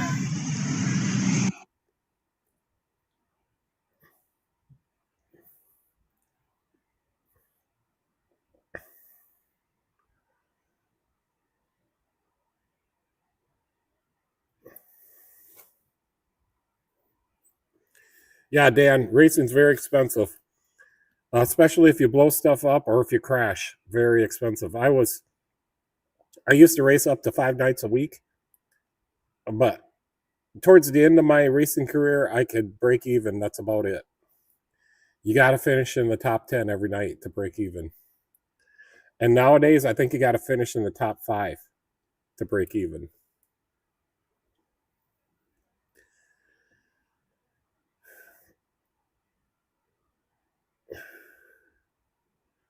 Tow trucks were towing mini tow trucks. Yeah, I thought that was kind of cool. What? Here's the oil change rules. I'll just put these up here. So bring in the vehicle, know all the warning lights. Check the lights. Somebody will help you. Record the mileage. Pop the hood. These are not the latest rules. Check for canister filter. If so, loosen. Lift the vehicle, loosen the oil filter, and drain the oil. Check the tire pressure while the oil is draining. Also check the fluids, diff, transfer case, and transmission. Visual inspection of the brakes and suspension. Fill the filter with oil. Lube the gasket seal with new oil. Remove the old oil filter. Check for stuck gasket. Install drain plug and make sure the drain plug gasket is intact. Install the oil filter to 3/4 of a turn. Install a new O-ring if it's the canister style. Lower the vehicle. Remove the oil cap. Fill the oil. Then install the cap. Refill the washer fluid. Check all the fluids, belts, hoses. Wash hands. Start engine for 30 seconds. Reset oil life. Prep windshield for new reminder sticker. Install the new sticker. Check oil level and top off as needed. Record the actual oil used. Close hood. Back vehicle out and lock. Bring keys in. I think that's some pretty good basic steps.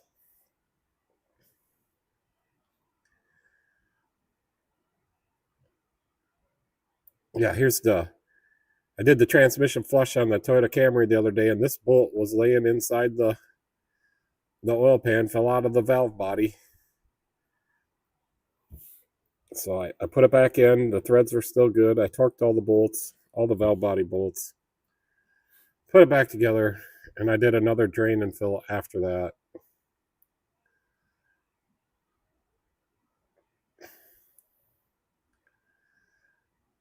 Yeah, I haven't got to try my new tool, but if you do the special where you get the tool with the sensors, there's 20 sensors in there. Just a pack of the 20 sensors is like $400 and some. But if you do the one where the special is, you get the pack of sensors and the tool for $350. So I don't know how they figure that one out, but that's what I always do. This is my second tool. I gave the first one away, but I kept this one. I haven't opened it yet.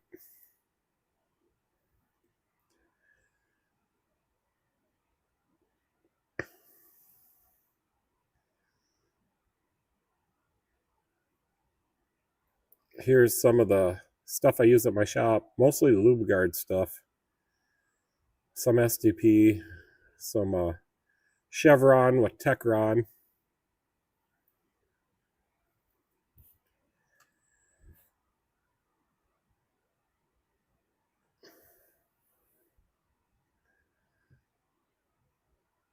Here, I put just getting done with this Impala. The customer supplied his own parts. He bought an ECM. He diagnosed it. He was correct on its diagnostic. It was the ECM.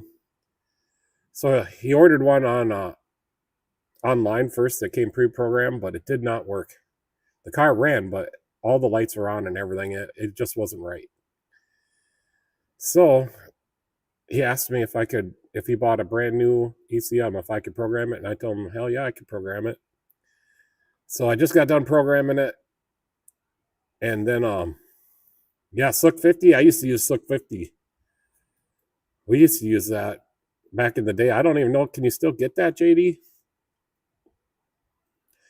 Anyways, after messing around with the Techline Connect for about 2 hours, I got it all programmed. I did the cam variation learn, or the crankshaft variation learn. And I was just getting back from my test drive. Everything went good. There was no codes, no nothing. But I did not complete a drive cycle, but he already has now. Everything is fine. As far as I know, he hasn't got back to me. But I had just gotten done for the day, and this guy dropped his car off as a drop-off, work-in. Michelle, I got done at like at 4:30, and Michelle's like, what's that car doing out here? And I'm like, it's a drop-off for programming the ECM. She's like, that don't take very long, does it? I'm like, no. She's like, bring it in and get it done. So I did. Yeah, we should go look it up, see if there's any more Slick 50. But yeah, we used to use that. I think it was fairly expensive back in the day when we were using it, but yeah, I just got my new coolant flush gun. I haven't even opened it yet, but it's going to be, people are going to want heat. And on the older cars, them Buicks, and I got a couple Pontiacs, and need the heater cores flushed out. So I got the gun to do it now. Usually I just use the garden hose. But this uses the garden hose and shop air. I never used one, and I watched some videos of some guys using it. I guess you got to be kind of careful.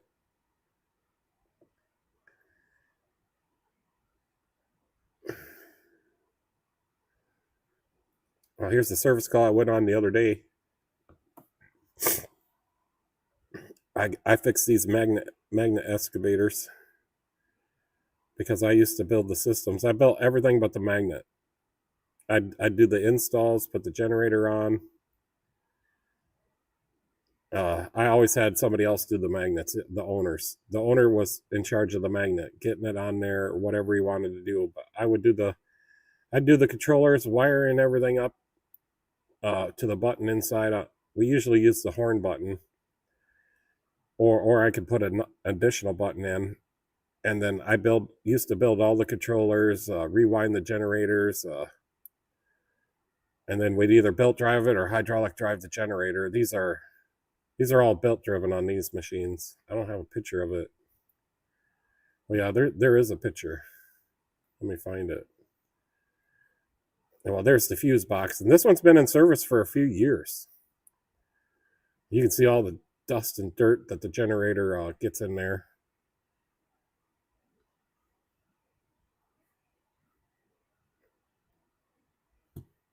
Let me find, there's another picture I thought. I don't know.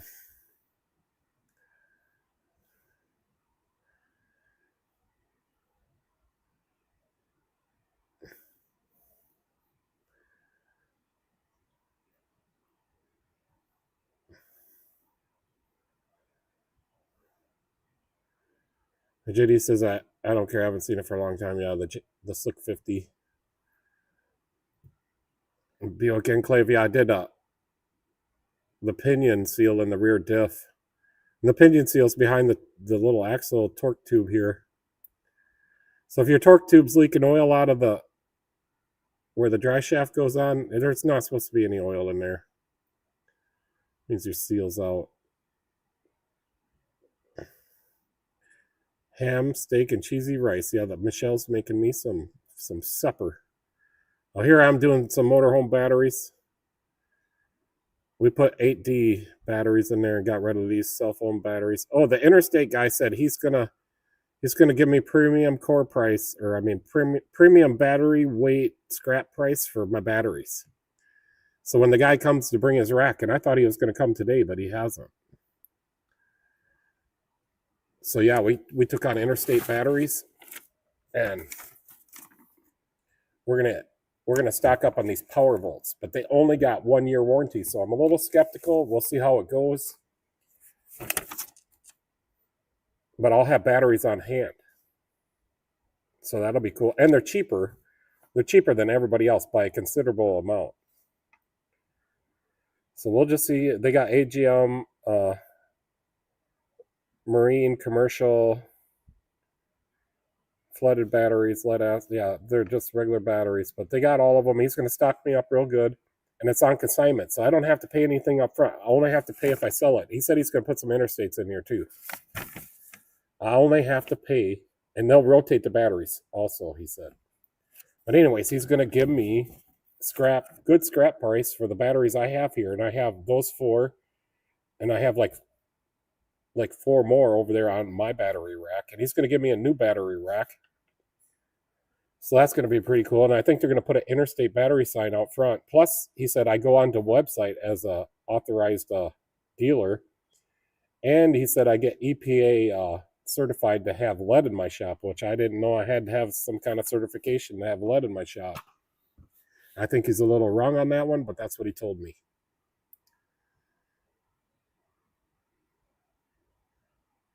So yeah, we had ham, steak, and noodles last night, and that was pretty good. But we still have another ham steak left, so that's way cheaper than going out. We get 2 meals out of it for like the price of going to anywhere else, and the cheaper places. So I don't mind some ham steak. Probably some time for some burgers before summer gets over. soon. Then today I got the mail, and I don't know who these people are, but I got the award. I'm ranked number 1. Michelle's making some now. Yeah, we just got a little bit more to go. I'm kind of running out of some stuff to talk about here. I'd like to have a poll. I'm just going to come up with something. I'm going to make a poll.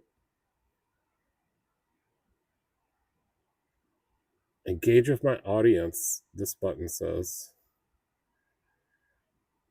start a poll. Okay.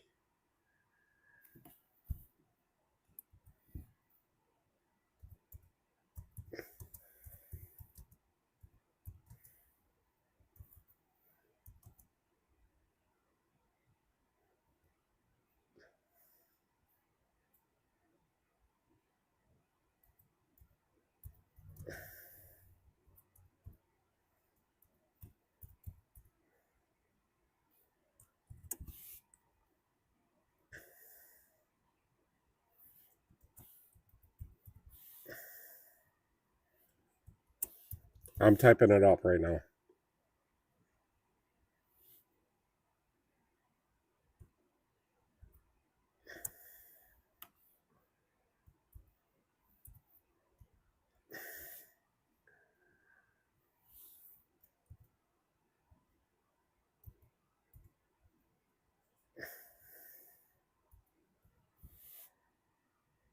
Oh, I can only have 4?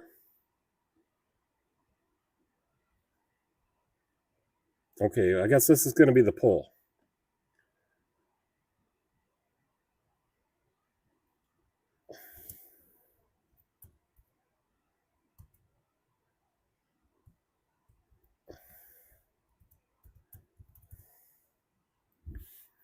So we'll just start off with this poll and see how it goes. So I'm going to start it, and then CDJR stands for Chrysler, Dodge, Jeep, and Ram.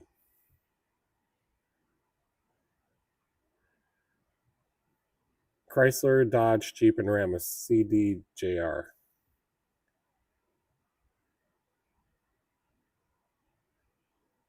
Yeah, I wanted to add another option like none of the above.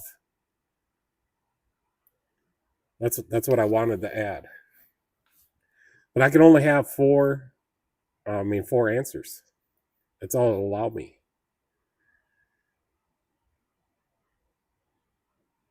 Imports disagree with me. Well, some of them, like if you really need a car in today's world, like Honda, I mean, these are probably USA made Honda, so, and Toyota, USA made Toyotas. I mean, that's probably your best option in today's world as of right now. I mean, I hope it gets better. I just fix them all, no matter what they are. I have a 2026 Ford. Where is it? 2026 Ford Explorer coming in for an oil change on Saturday. See, 1, 2, 3, 4, 5. Only 6 oil changes are lined up for Saturday so far. And Michelle already started scheduling on the next Saturday, so she must think that we have enough oil changes for this Saturday.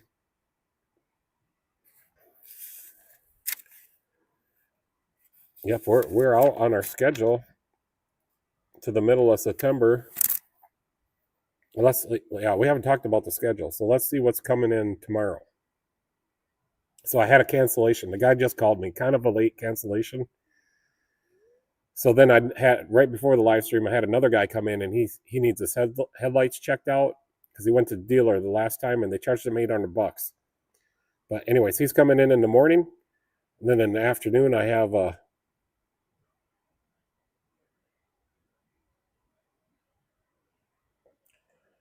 I took, okay, in the afternoon I have a 2020 Arcadia coming in for, I can't read my writing, but something, I'm going to have to remember what that one's coming in for because I can't read my writing. It says something communication. Oh, it has like a communication error with the rear camera. So I told her, I said, I don't know if I'll be able to fix it, but I can scan it and see if it leads me anywhere. But the rear camera is not working, and then she gets another message on her dash, and I think it's because her camera's not working, and it's got a code. So the code is, I looked it up. Hopefully it's still on here. It's a C056D, and that says it could be a internal electric failure or hardware fault detected in the modules. One of the modules. So it says check for powers and grounds, software update, module replacement or repair. But yeah, I think this code and the camera are related. It's so far with the research I've done, but it's coming in the afternoon tomorrow, so we'll see what's really going on. So I got a real diagnostic one coming in, and I'm not very good with fixing cameras, although I have figured out the Fords. It's always the little in the back on the pickups. They have a, oh boy, what is it called? But in there's a ground wire that's not insulated, and it's always that non-insulated ground wire or one of the other ground wires back there for the camera. They're always bad every time. So if you got the blue screen on your F-150, it's in the back, and it's in the camera wiring that run to the tailgate. Not inside the tailgate, but up to it. JD says we have a 1988 Ford Aerostar coming in a couple weeks. Can't remember the last time I've seen one of those. Yeah, that's really old. I haven't seen an Aerostar for quite some time. And then Michelle says she can't read my writing either. So yeah. What else do we got coming in? 6 oil changes on Saturday, and Michelle already started scheduling next Saturday, so I'm assuming that's all we're gonna get. Hopefully there's no walk-ins. And then next week we got a 2007 Chevy Silverado. It needs a fuel pump, and I've been helping the guy. I even borrowed him some tools to go check it because he really doesn't want me to put the fuel pump in there, but he kind of has no choice. Oh, I got a 1989 F-150 coming in for, it's got a noisy power steering pump, and I noticed the last time it was here that the fluid is like black. So flush and a new pump. We did an estimate for somebody, a bunch of services coming in. He wants everything fixed. Everything I found wrong when he brought it in for an oil change, he wants it all fixed. And there was quite a bit. It's going to be in the $1,000 range. I got a 2007 CRV coming in for service for the check engine light. Another 2010 CRV coming in for check engine light, PCV valve, and an oil change. And then we already have one oil change lined up for that week on Saturday. And then the week after that, we got a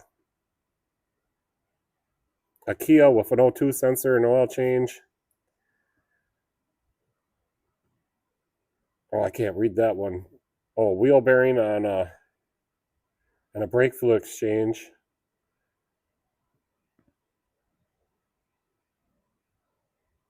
I don't know what kind of vehicle that says. I can't read it. Oh, I got another one coming in that was here for an oil change a couple weeks ago, and they want all the stuff done on the invoice. Everything that we found wrong with it, it needs a bunch of fluid services and a bunch of other stuff. That really bothers me. This one says it's coming in at $838.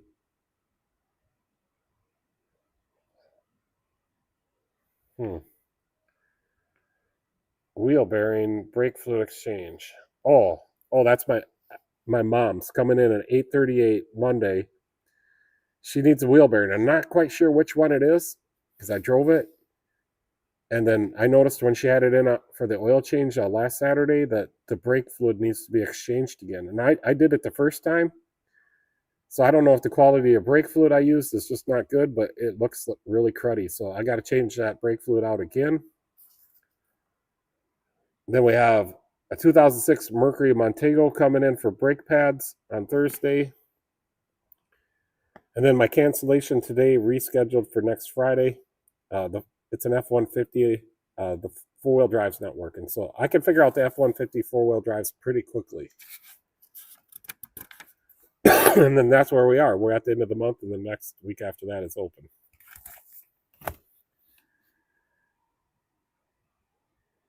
That Mercedes-Benz I was working on, scanned it for code. It has 73 modules. Holy crap, 73 modules. Which cars is it that I do that have all the modules? Is it a Honda's? They have a lot of modules. Yeah, so it's crazy, and that's why one of the guys said, I think it was that guy from Texas, said all the modules is hard on the batteries. Yeah, I can put JD's pictures up here again. Yeah, these ones. So there's the Mercedes he's talking about, 73 modules. That's got the 14-inch brake rotors. He's got the tool to put the wheel on. Looks like that hub needs to be cleaned up. Here's that Jeep. So the computer sits right underneath the battery, and that's probably what happened, JD. It got all corroded from the battery acid, right? And they got to source out a computer, and then it's got to be programmed also. There's the cover off it. I wonder what should the actual circuit board look like. That would be crazy. And then there's that Mercedes again.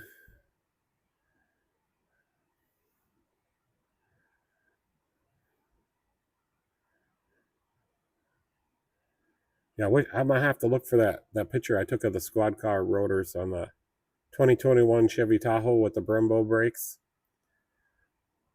Or the next time it comes in, I can just measure the rotor. That's what I'll do. Actually, I could probably look it up, how big the rotors are for that Tahoe.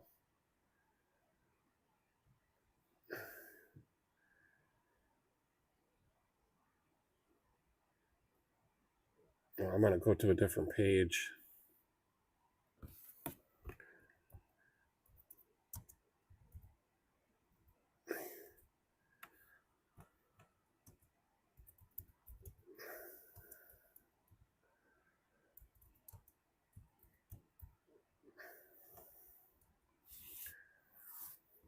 Yeah, the rotors on the front of that Tahoe are 16.1 inches.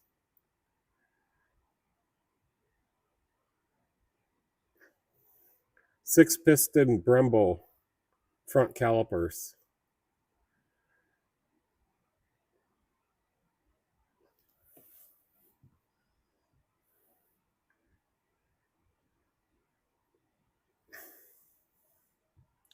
My co-worker tore the circuit board out of it. It's got a few spots on it that look suspect on it.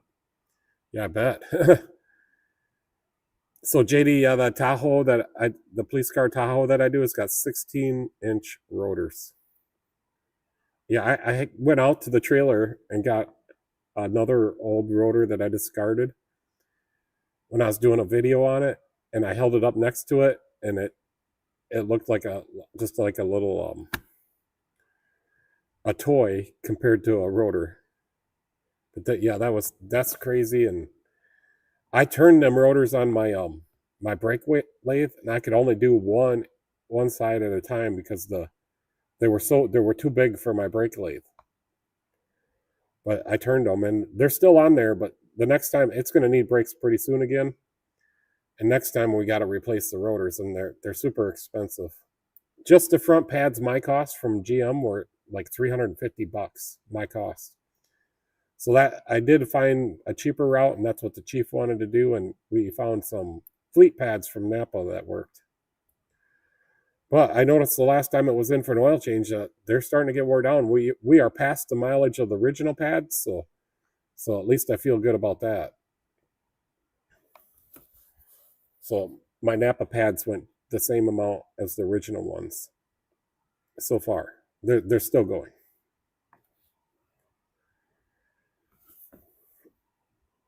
Supper is ready. Well, you'll have to bring it out here because we're not done yet.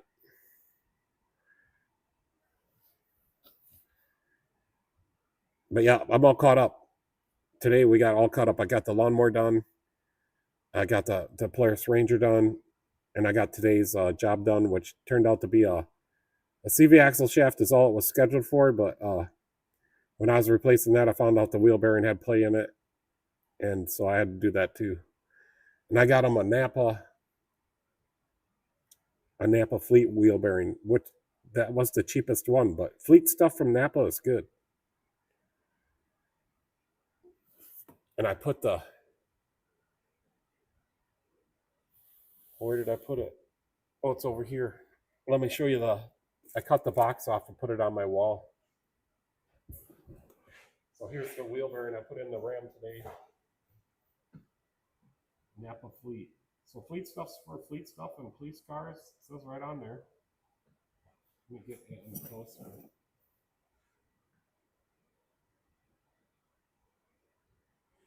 So yeah, I got this one. It was the cheapest one I could get, and actually, I think it's going to be pretty good.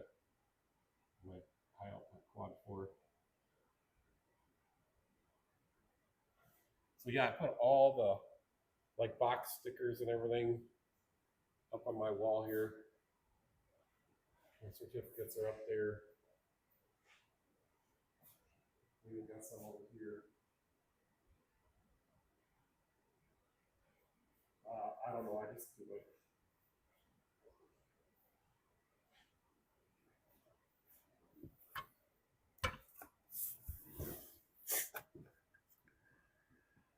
Well, thanks, Michelle, for bringing out my dinner.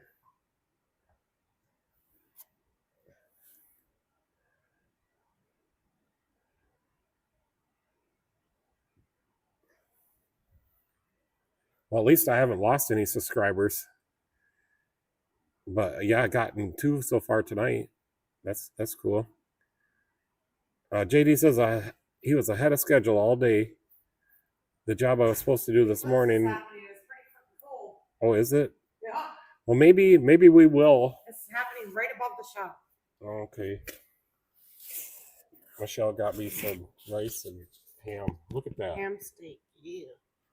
So I think maybe we will call her a night right now because I kind of want to watch that eclipse. Do you have your camera so you can do like a time lapse maybe? No, if you would have been listening to the live feed, Michelle, I said I wasn't going to do that. Oh, I'm sorry. I've been cooking. Trailing arms on an escape. Yeah, I always like that when they bring it in the night before, and then I can get a head start on it. I really like that when that happens, because then you can get done early the next day. But I think I am going to call it a night, and we got to end this poll. Let me end it and see. We got to get the results of this. So it does take a minute for the poll to come up on my side so I can see the results. And my microphone, you guys might not have been hearing me. Import 50%. So probably like American import is what we're talking about. Or Ford is next. So, and then Chevy, Chrysler, Dodge, Jeep, and Ram got 0. Yeah, the car dealers, they're in trouble. And that's why you can get a new Chevy pickup now for 90 days without paying for anything. Because they can't sell it. I only got 6 votes, but that's about as many people as we got in here. Yeah, hopefully Michelle don't yell too loud. But yeah, I think I gotta eat. I don't like to eat on camera, and we're just gonna call her a night, and hopefully nobody gets mad. And Tommy boy, sorry for whatever happened there. I don't know. I missed those comments, and Michelle retracted them. So sure, hopefully he's not mad. So I'm gonna thank all you guys for coming. Hope you have a good rest of your week until I talk to you again.